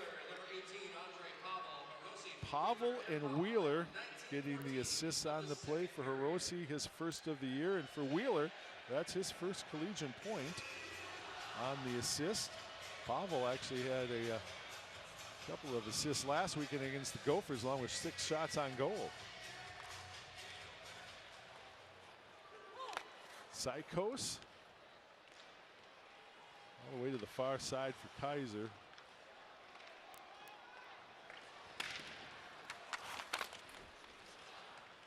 Johnson trying to dig it away from Sandlin along the boards. Celia steps back into the play. Just 10 seconds remaining in the period. Sykos ahead for Sandlin. Dumped into the zone. Kaiser and Celia after it. They're just going to let the time roll off the clock here, and that ends the second period of play, where the Mavericks built upon what was a 3-0 lead after one. Borchard his first, Hiroshi his first. It's 5-0 Mavericks. We're in the second intermission in Mankato.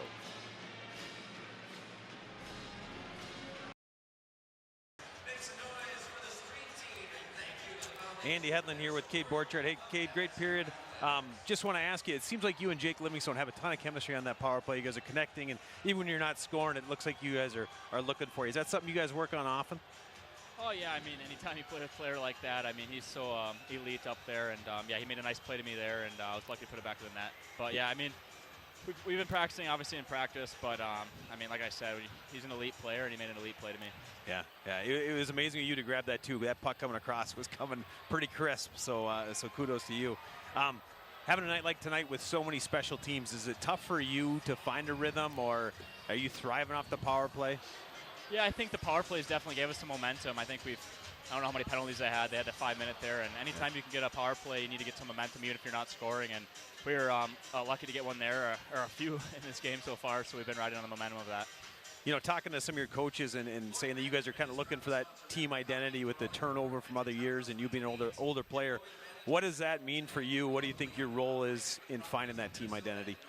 Yeah, I think that's one thing we really take pride in is just our identity, and that's just getting pucks behind them and working their D. And I think when we're playing in groups of 5, that's our identity, and that's what works for us. So, yeah, we got to keep going here. Good deal. Hey, Kate, thanks for the time. Good luck the rest of the way. Thank you. Appreciate it.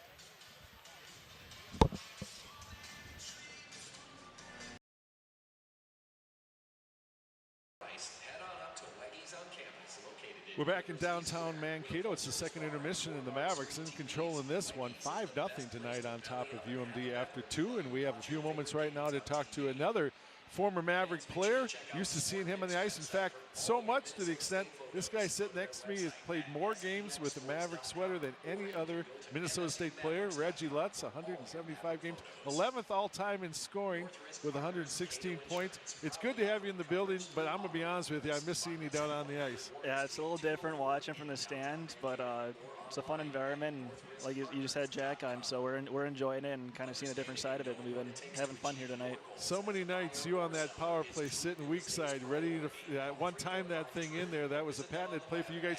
You had a lot of success, and you had to like what you see tonight from the power play as well. Yeah, exactly. Like you said, when I was on it, I had a lot of luck with playing with Jake Tremko, and somebody kind of hit me with the cross seam, and you saw that tonight with Olivia on the 5-on-3 going to Borch. And I actually missed the last one with the Keto because I was on my way over here. But, I mean, their power play has been clicking. They've been playing great 5-on-5, so they've been all the special teams and 5-on-5 and playing great. Obviously, when they're up 5-0 against a team like Duluth, you can't really complain about much.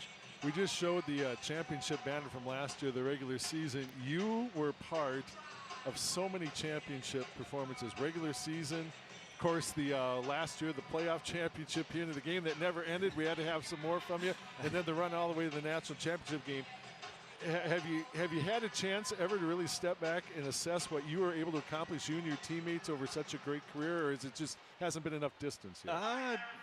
A little bit. Just when your career comes to an end here, you kind of reminisce on all the good times you had here, and just coming back and seeing the banners, seeing the new ones. You really start to remember all the great times and all the teams you've been on and all the special guys you got to play with. And it's been just an unbelievable experience in my 5 years here. And like you said, it probably hasn't really hit me fully about the impact that some of these teams have had even on the community and just bringing people together. It's been some of the best years of my life playing here, and I'm excited to be back here. Any particular game stand out? I mean, Bemidji State is one just because of how it ended and transpired is unique, and the Bowling Green game, and you played in some big ones, both conference and non-conference games. Yeah, I don't think there's a game that I'll ever witness that's as crazy as a Bemidji game. It's just the circumstances. But like you said, the game that comes to my mind first is definitely the Bowling Green, my sophomore year, the WCHA championship game. That game is, I know it's probably a cliche answer, but it's really one of the most special games I've been part of, just to come back against a team like Bowling Green and be able to do it in front of a sold-out crowd here in front of the city of Mankato. That was definitely one. And then, like you said, the Bemidji game last year. I mean, when that happens, we're in the locker room, we don't know what the deal is, and be able to come back out and just the circumstances of that game with it being sold out and then half the crowd leaving because they don't know. And then Jack, to finish the deal is really special for all of us, and it was really special for Jack to get that game-winning goal. How long did it take you to warm up after that outdoor game last year? That was a cold one. It was a cold one, but I was actually injured that game, so I didn't get to play. I just got to go out there for warm-ups. Even the warm-ups gave me chills, so it was pretty easy to stay warm out there when you have all that adrenaline going. But yeah, it was a cold one, especially with all the snow, and it was quite the environment. That was a really special game. Last question, but what Maverick fans are going to know, what's keeping you busy nowadays? You back in the Elk River area? Or? Yeah, I'm back home. I am the newest hire of the Elk River high school hockey team as an assistant coach. Very good. And then recently I've been trying to get into medical sales, so it's been a pretty fresh start for me as far as that goes as a profession. So just been enjoying my time back in Elk River and trying to stay busy with anything I can do. Well, as a Maverick hockey fan, thank you so much for everything you gave this team, and the program was a great ride, and you contributed a lot, Reggie. Thanks much. It. Thanks for having me on. We're back here after the break. Mavericks on top, 5-0.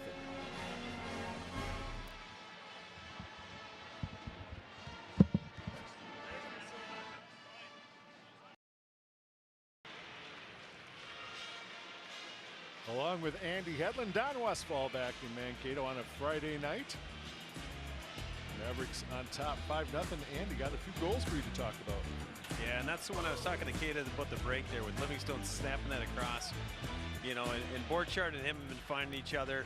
And again, that one there, we couldn't quite figure out how it went in, but getting pucks in net in good traffic. That's what the Mavericks said they needed to do, and they've done it so far in spades tonight.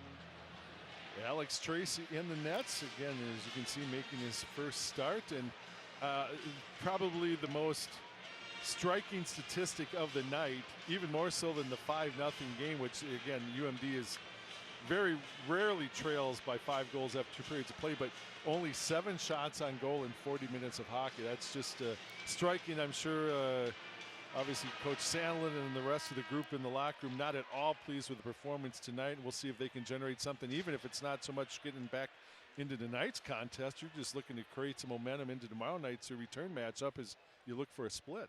Yeah, it really has been remarkable the way this game has gone and the slant and the ice. But that's exactly right for the Bulldogs. Coach Sandlin wants these guys starting to get things moving the right way.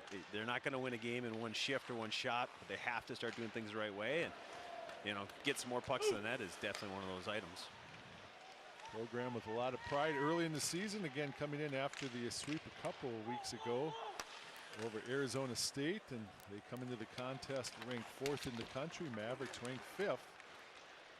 A lot of season yet to go, and maybe 40 minutes of an opportunity to learn and get better as the season moves on here tonight. A lot of stuff to talk about in the locker room and practice next week as well. But again, 4 periods of hockey left to go on the weekend. And we know we'll see a better effort from the Bulldogs. Biondi. Clears rink wide. Sykos is there to turn it around, but left it off for Olsen. Olsen drags it back, puts one up high.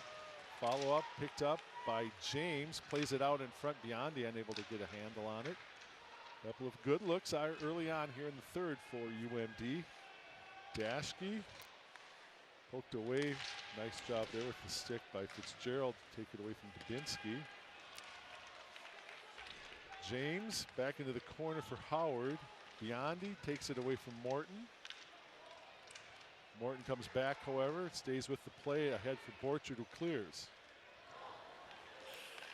Remind you to stick with us after the contest. Andy will have a chance to talk to Maverick head coach Mike Hastings, and we'll have some highlights of tonight's contest, setting up the return matchup between the two teams tomorrow night at 6 o'clock from Mankato.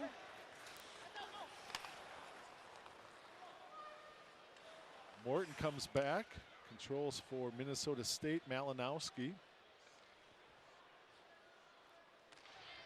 Sykos off the boards will clear, picked up and sent back in by Jesse Jocks. Malinowski.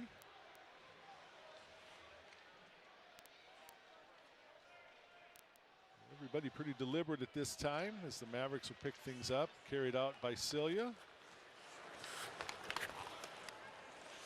Celia on goal line, back for Grohl.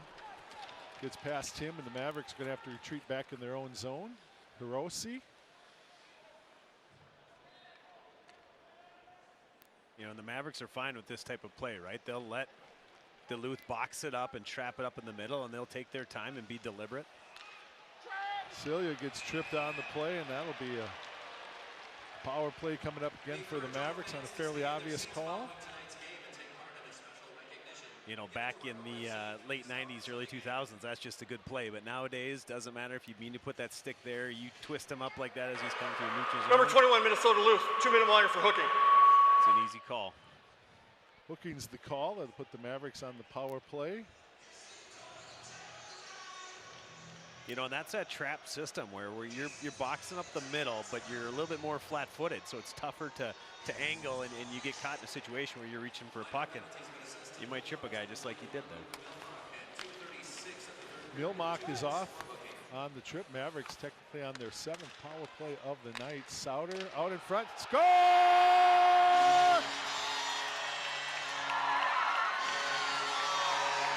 Sauter got it down to Borchard, who then fed it right through the top of the crease. Morton one-times it for the 6th goal of the night for Minnesota State. You know, we'll have to see if Morton gets all of this, or it's just the fact that he got it off so quick. And that's such a surprise, and that's a long way for Stejsko to go. And as we see here, Duluth is going with the change. And really, I can't fault Stejsko for probably at least half, if not 4 or 5 of the goals tonight. There were just opportunities he had no chance on. It's just been breakdown in the defensive zone and sustained pressure by Minnesota State. There might be a couple of those back that he would want back, but yeah, I wouldn't fault him for what's going on here. There's been so many cross-seam passes by the Mavs. That's impossible for most goalies to cover. So Matthew Thiessen comes in the nets, who was the winning goaltender of record last game out for Arizona State. A couple weekends ago, Morton gets his first goal of the season. Sauter and Borchard, as we mentioned, getting the assist on the play, and the Mavericks with their 4th power play tally tonight, and what the records tell me is their 7th opportunity. Weren't you talking about power play stats at this time of year being a bit misleading on percentages? Misleading, yeah. What is it going to look like coming out of tonight? I'm a journalism major, so don't force me to do the math, but you know, UMD came in, they were 50% on the season so far. They are 0 for 4 on the stat sheet, and the Mavericks, boy, yeah, statistically they were 0 for 6 coming into the night, but had some time to work on it. We talked about the Mavericks, what they were trying to accomplish on the power play.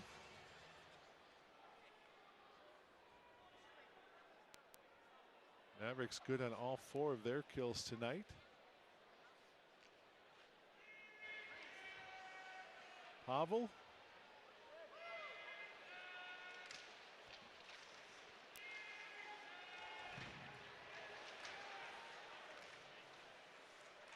Behind the net, Carroll for the Mavericks.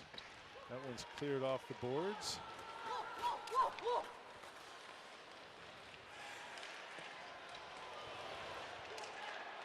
Hillman. Kranick. Pavel now with it.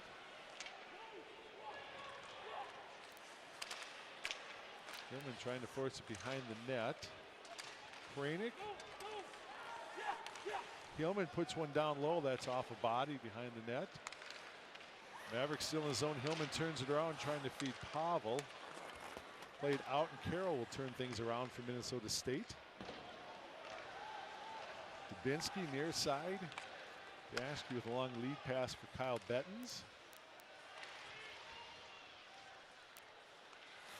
Olsen for James. That shot wide. Far side. Bodnerchuk sends it down low for Bettens. Gallatin. Played wide of the net. Malinowski will pick things up.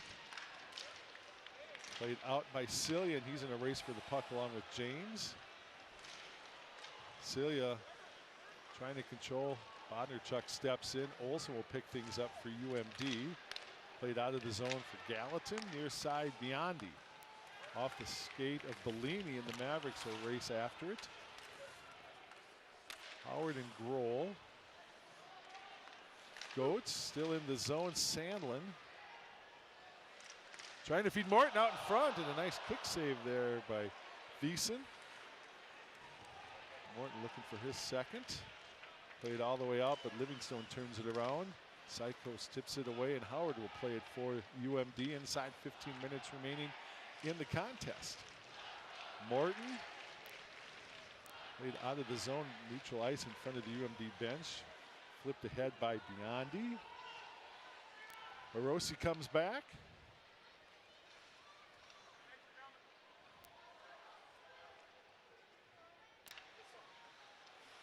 Furry turns away from the check of Howard. The Mavericks, again, pretty content just to control the puck.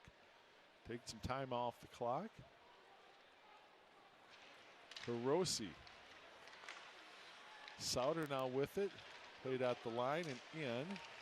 Played back for Borcher. Tries to drag one back to force an opportunity, but Kaiser broke that up. Luke Lohheit.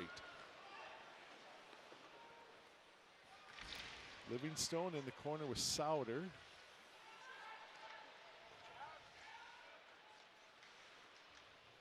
Long lead pass there for Borcher. A little bit too long. That'll be icing call against the Mavericks. JBL Real Estate Group has proudly served Greater Mankato since 2002. JBL has experts from Mankato to St. Peter, Lake Crystal, to Fairmont and beyond. Thinking about buying or selling, the company to call is the JBL Real Estate Group.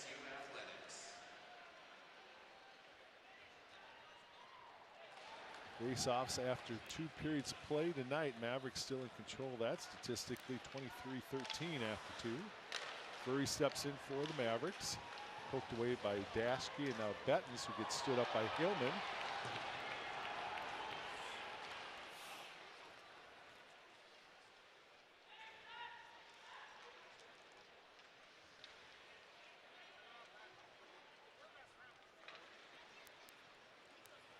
Pavel with some speed through center ice.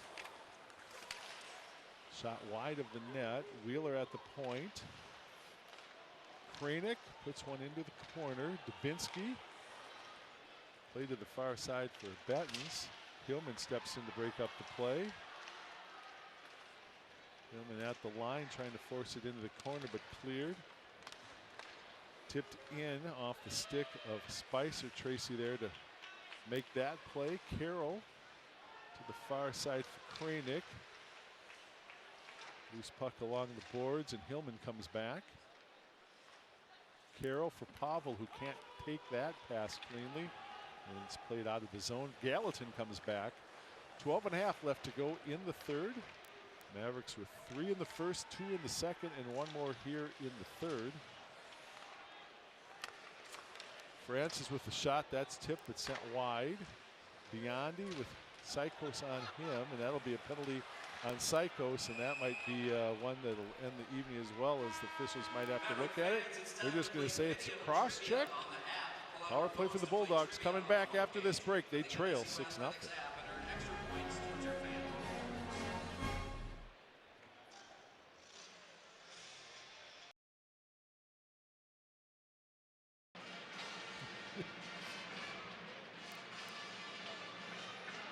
Take a look here at the penalty that they just looked at on replay and said 2 is enough. So it's cross-check against Psychos at 7:46, and the Mavericks will go on the penalty kill for the 5th time tonight. Quick hello to friends up watching us north of Chisholm tonight. Side Lake, where apparently they had a little snow today. Jim and Tammy Danner. Heard that a few inches up that way. On the ice stands, we have a 2-minute minor penalty for cross-checking. We had flurries down here, but nothing sticking to the ground or anything like We that. had a little stick to the ground in the morning in the Twin Cities. Don't need that. A little early for that. Kids got a couple of small snowballs in, so. So again, Psychos in the box on the cross-check call. 5th power play of the night for UMD. They were 3 of 6 coming into tonight's game. Mavericks get it back, but unable to clear.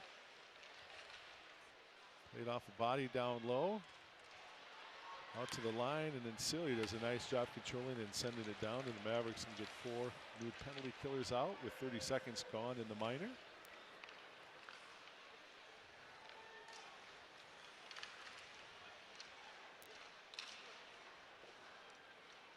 Behind the net, James back up on top for Biondi, who tracks it down to hold the zone.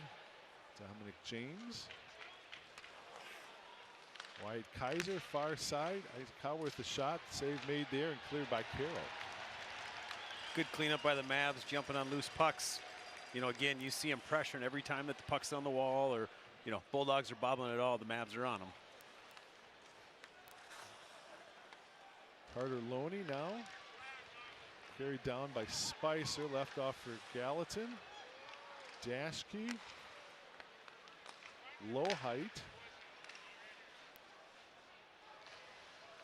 Through a couple players. Spicer, but that one, I think that was Hiroshi with the defensive play there on the stick to take it up and out of play as well. Yeah, I couldn't tell if it caught Hiroshi, if it caught the knob of Tracy as he got to net, but Spicer had a lot of time, that cross-box play that the Mavs were looking for. And, you know, great shot, but we'll get another look here.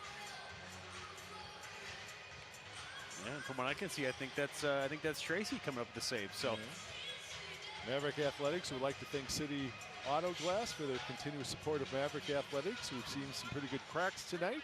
If you got a crack in your windshield, remember to call 345-CITY. Gallatin is back with now 25 seconds left to go in the power play. Low height. Celia gets a stick to block that play through the slot area. Carroll. Gallatin has it back for UMD. Played back to the point. Spicer sends it far side for Gallatin. Played wide of the net. Tracy covers up as Psychos is out, and the Mavericks a perfect 5 for 5 on the penalty kill tonight. yeah, you have to give them kudos to how they've played that penalty kill all night. I mean, they've been all over them. They've been jumping on loose pucks. They're getting the clears. You know, it's when you don't get those clears that you give the other team an opportunity to reset, that come back and bite you. For the most part, the Mavs have been near perfect on their clears. And a shout out to a big Maverick hockey fan in town here, but doesn't get to every game, but it watches us, pays the subscription to watch us on Full Hockey. Lee Pomeroy. See him in the building every now and then. We'd like to see him more often, but when he's not here, he's checking out the Mavericks on Flow Hockey. Again, we thank them, along with KEYC Circle, for coverage of tonight's game all season long, and as well the fans tonight up in Duluth watching this one. My 9 Sports. Played to the side of the net, out in front, and a nice save there on a point-blank shot taken by Latteroot. Tracy has that one. Psychos chips it in. And they're going to whistle that one down for an icing call. These guys are more than complimentary. I can get all my spots in here. I also need to let you know ISG, a long-time standing teammate of Maverick Hockey at MSU, is proud to design spaces that elevate the game for players and fans. That's ISG. And ISG's own Darren Blue back with us tomorrow night for the second of the two-game series. 6 o'clock the pregame show, 6:07 the face-off. A few people in town we know for the Mankato Marathon this weekend. It will be a cold march around the city tomorrow on that 26-mile run. Some people call it a fun run. I've never associated the words fun and run together in the same sentence, Andy Hedlund. Not for me, but it's marathon weekend, and get a few people in town tonight for that, and then tomorrow as well. They stick around, and so hopefully we'll have another big crowd between these two clubs. Take a break here with 9:19 left to go in Mankato. It's the Mavericks in control, 6-0.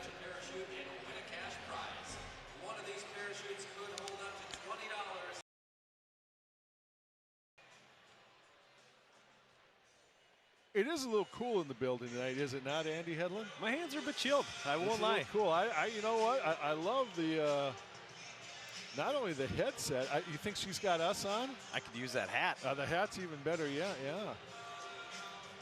Chilly weekend here in Mankato, but the Mavericks have been hot tonight. Hot on the specialty units with 4 power play goals, a perfect 5 for 5 on the penalty kill, and so far the guy in the nets has been up to the task as well, and in the end, we're 9-12 away from the Mavericks picking up non-conference win.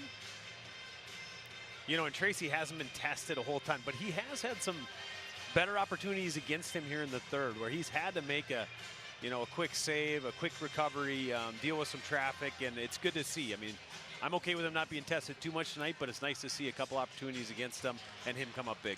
See the shots on goal on the board, 33-12.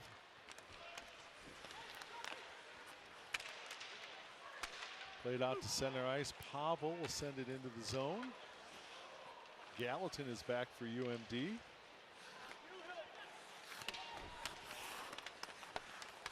Millman tries to break up the play, but it's out to center ice, dumped in.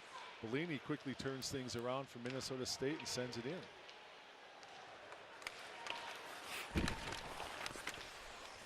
Gallatin with it one more time in his own zone to the far side. Howard. Kyle Bettens knocked off the play by Pavel, and Sauter will carry back in for Minnesota State. Sauter takes the hit. Mavericks with Borchert. Furry. Back for Wheeler. Play to an open wing to hold the zone, and Borchert's there along with Spicer. Sauter for Furry one more time as he's watched by Dubinsky. Livingstone for Wheeler. Played down low for Borchert, who'll carry up to the point. That one's off a skate. And Borchert breaks up an opportunity that could have freed up Spicer on the play. Wheeler. Matthew Thiessen in the nets.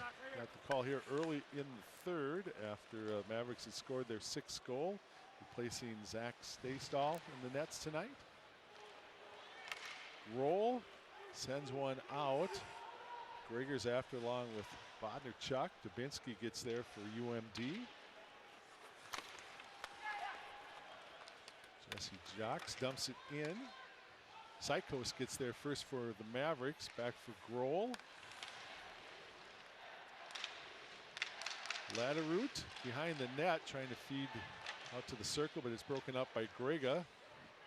Jocks has it down low. It played loose, and Greg out of midair just pulls it down to prevent it from getting in on net. Kaiser turns it around quickly for UMD. Left off for James. James plays one to the top of the crease, but Carroll is there to clean up. Overskates the puck out in front and then just hops right over the top of the stick for James, who had a good look.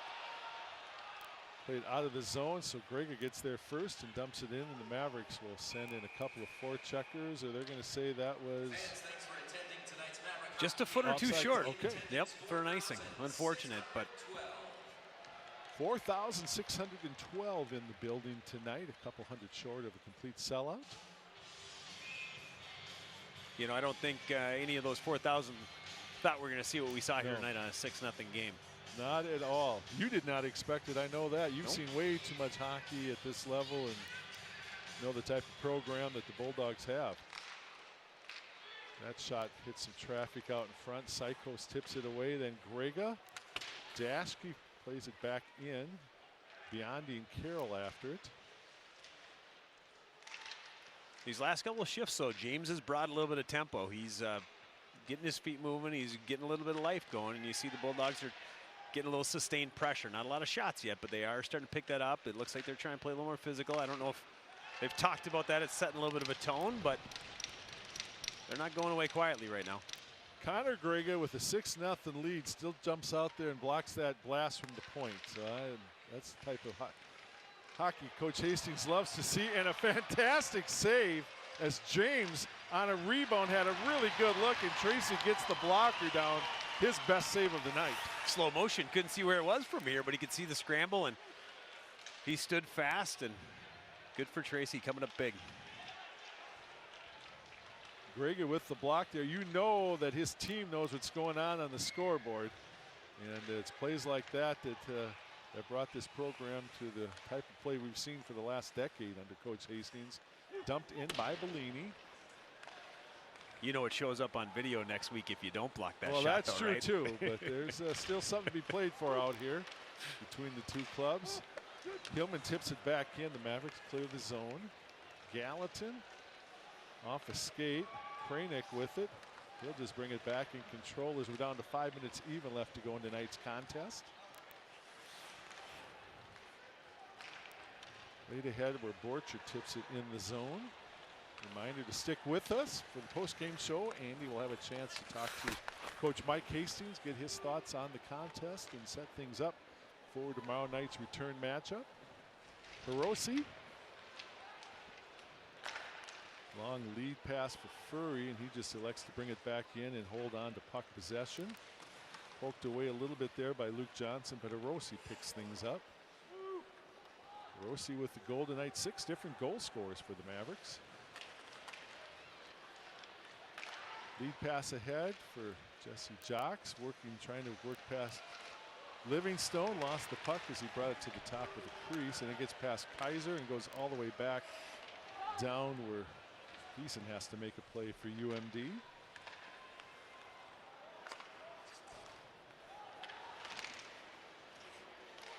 Celia tries to bring it in and hold the zone, and does. Sandlin with the shot that caught a stick and goes up just under the scoreboard. And we'll take our last break of the contest tonight. 3:50 left to go in Mankato. You're watching Maverick Hockey on Flow Hockey and KEYC Circle.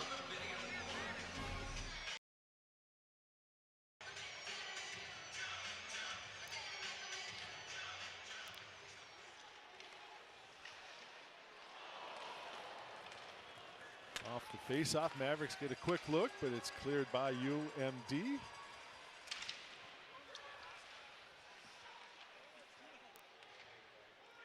Celia. Carroll. Now Grohl on the near side. They back out to center ice. Cole Spicer overskates the puck. Played back to the point. Dubinsky with the shot that's blocked by Celia off a skate.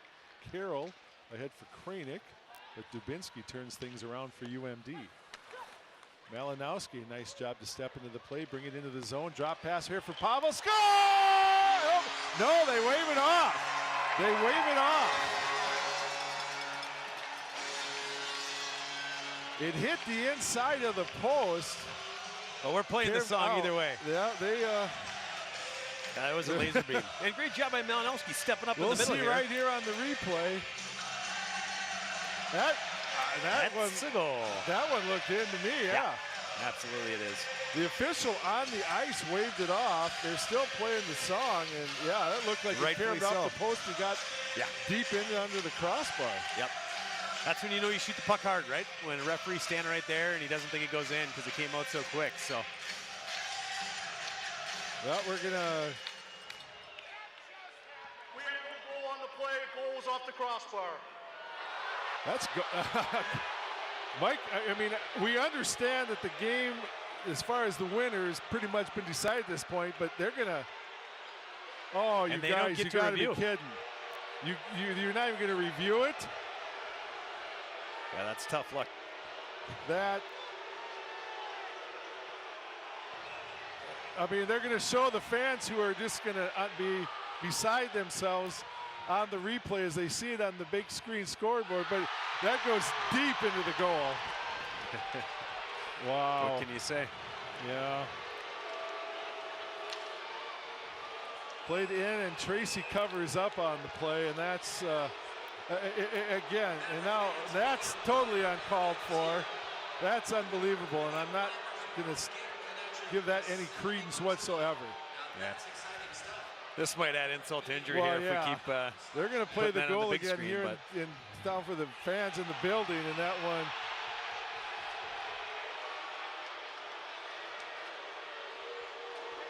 It was a great shot by Pavel. Well, and you know, and it's a matter of Malinowski's, statistics, but stuff like that matters at this level. yeah, Malinowski makes a great play, steps up in the middle, you know, makes a really good headsy play, feeds it off to the side to Pavel, and how well he's playing and how hard he goes. I mean, that's his shot, that's his play. You know, especially in this day and age when you have the technology, it's a quick replay. It's not that difficult to make that kind of a decision. You've looked at a few other things yet here tonight. And if the on-ice official says it's no goal, but we're going to go look at a replay, I totally understand the call. But we don't need to belabor it anymore. It's still a 6-0 game officially here in town, and we're down to 2:22 left to go in the contest. Gallatin picked up by Hillman. Hillman just will send one down the ice. They're going to wave off icing on the play. I do find it interesting that we'll review those major hits at their discretion, but we won't review the goal. And I don't know if that's a CCHA bylaw or how that works regulation-wise, but it wouldn't have taken many looks. No, it didn't take multiple camera angles. It was one camera angle, and it was definitive. Another thing gets thrown out, and I'm going to tell you, as bad as I feel about Pavel not getting the goal, I have no time whatsoever for fans in our building here in Mankato to be throwing stuff on the ice. And if the attendants in the building would see that, I would have no problem. They would take care of that. No excuse for that kind of behavior whatsoever. Malinowski.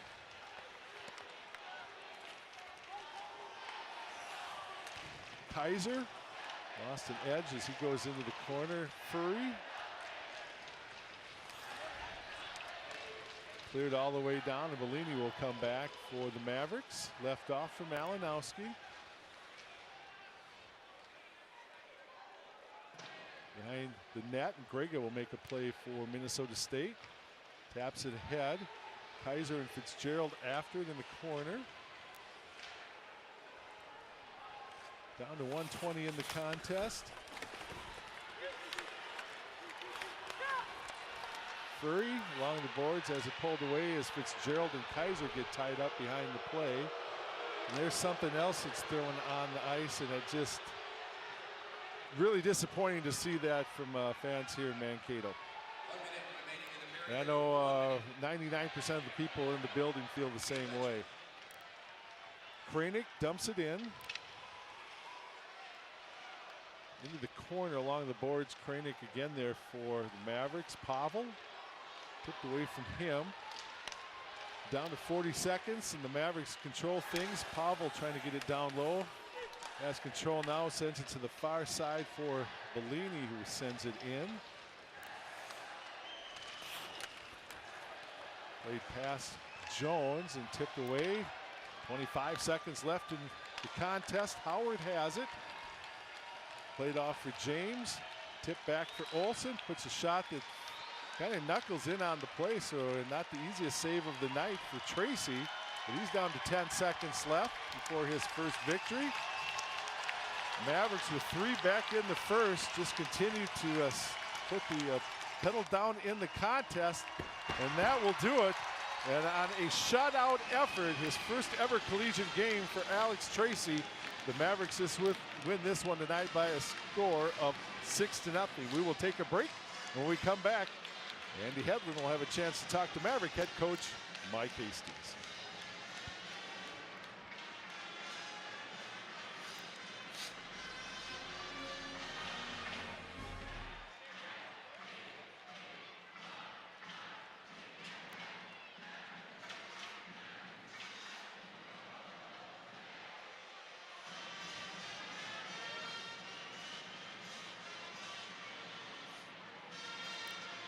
How many questions?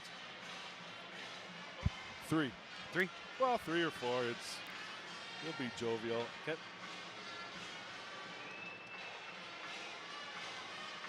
I don't know. I mean, he's not going to say much about that goal they did in a 6-0 game. He's not going to. I'm just going to give him the opportunity to ask, because if I'm at home, I want to know. Yeah. And he'll probably stop me cold because you know how he goes a long answer. So, but I'm okay with that.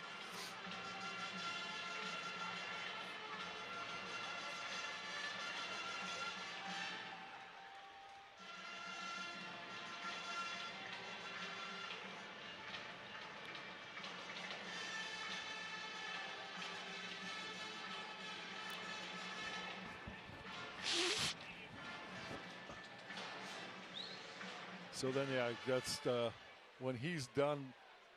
You can like thank him, and then I'll jump in right away, and I'll shift the chair over. And Recognizing the 3 top players. Players are chosen by media in attendance. Tonight's number 3 star of the game. what was that thing from PA on that change of goal? That was Morton's goal. I don't even know what that was about. That's why I looked at it after you said that. I thought, that doesn't make any sense. Our number 2 star of the game tonight with 1 goal and 2 assists for the Mavericks, number 28, Cade Borcher. And the number 1 star of the game with 16 saves for his first career win and first career shutout as a Maverick, number 33, Alex Tracy. The Mavericks will take the ice again tomorrow night at 6:07 here at Mayo Clinic Health System Event Center as they take on Minnesota Duluth once again. We hope to see you here. Thank you. Good night and go Mavericks. Coach, you hear me okay? I got you. You got me? Gotcha. Yeah, it sounds like we're back, so we'll send it over to Andy Hedlund, who is with Maverick head coach Mike Hastings. Coach, great win tonight. First, I want to get this out of the way and ask about it. I know you probably can't talk a whole lot about it, but the goal that didn't get called there, do you get an opportunity? Did they give you much opportunity to ask any questions, or was it cut and dry? They were going to go with their answer and move on? That was them. Yeah. Yeah. And you don't get an opportunity to challenge for review at this level. You know what? We had problems with. I want to give. I want to back just the crew on a couple of things. One, our replay was down. Okay, over the back half of that game, they told us that, and so you can't just all of a sudden, unless we let them know that it's back up and running, which I'm not sure if we did or not. Got it. So I don't want to completely blame them. It's just it's one where you think 4 sets of eyes should see that, but Yep. hey, things happen. Yep. And luckily in a game like this, I mean, you guys had a commanding lead. So a couple things that I noticed. I mean, the chemistry I saw between Livingstone and Borchardt on the power play, even when they weren't scoring, they looked phenomenal together, just looking for each other. Borchardt was boxing out in front. Livingstone was always looking for him. But what I think goes unnoticed sometimes is Celia and Grohl and the PK. Those two guys, their chemistry, and I wanted you to comment on that and talk about the way those two can play together. Well, first of all, it's great that you're recognizing Cillier and Grohl because they've been probably our 2 most consistent forwards, whether that's offensively, which they've been very effective. But as you can see right now, one reason our penalty kill was successful is because of those guys. But they're playing both sides of the puck, 200 feet. David has taken a step going all the way back to the Frozen Four last year and playing the way that he did. I just think he's come in with a lot of confidence, and it's good to see because we need him to be that way. Yeah, the way you guys were all over them on the PK tonight was just exceptional. How quickly do you get the guys, and how do you get them to quickly refocus for tomorrow night? Because you and I both know the Bulldogs. Coach Sandlin isn't going to be happy with this. His players aren't going to be happy with that performance, and they're going to be a different team tomorrow. How do you get your guys quickly to get focused again? Well, you just rely upon that leadership group that's done a good job up until this point. And you know what? Enjoy tonight. These games are hard to win, and so I think you've got to feel good about it until you peel your head off the pillow tomorrow and you open your eyes and you reset and get right back down to business. I think you're right on point. They're going to be very good tomorrow, and we're going to have to be better than we were tonight. Yeah. Well, I thank you for your time. I appreciate it. Congrats tonight, and good luck refocusing and going getting them tomorrow. Hey, Hetty, just one thing. I appreciate you biting the bullet. I know you weren't feeling good this whole week.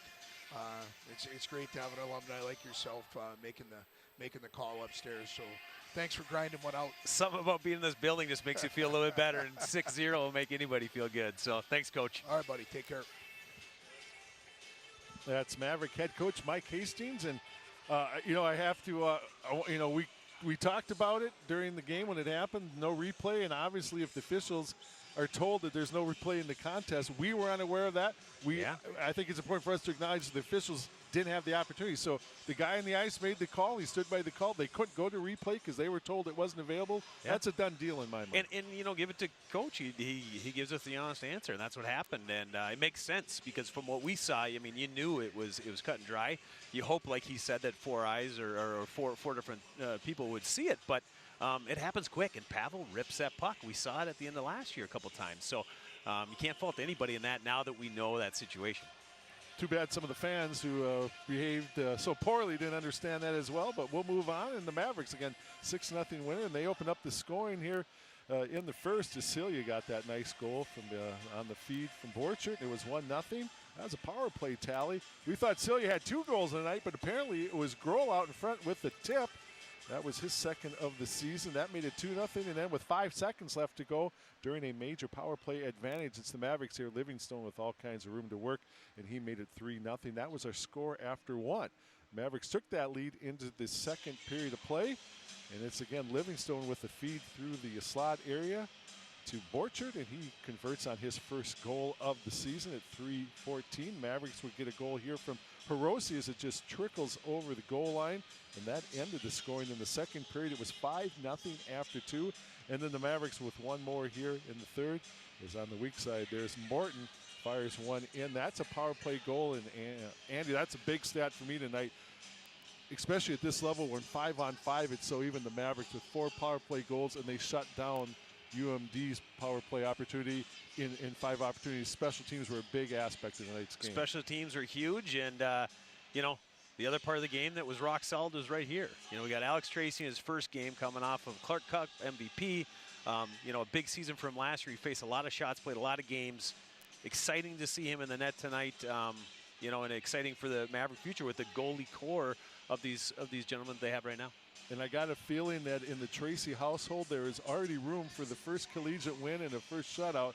That puck will have an honored position for a long, long time in the Tracy household. And again, on effort tonight from him, 16 saves in the net. He keeps the Bulldogs out of the net, and it's the Mavericks with the 6-0 win. And we'll be back tomorrow night. Again, 6 o'clock, the pregame show, 6:07 the face-off from downtown Mankato. And we'll see if former coach Darren Blue has the same kind of luck that Andy Hedlund had here tonight. He's got a lot to live up to here with with the special teams, right? He's got standard has been set high. So, Andy, thanks very much for coming down. We'll see you in a couple weeks. And Maverick fans, we'll see you again tomorrow night here on Flow Hockey TV and KEYC Circle. One last time for Mankato, it's Minnesota State on top of UMD by a score of 6-0.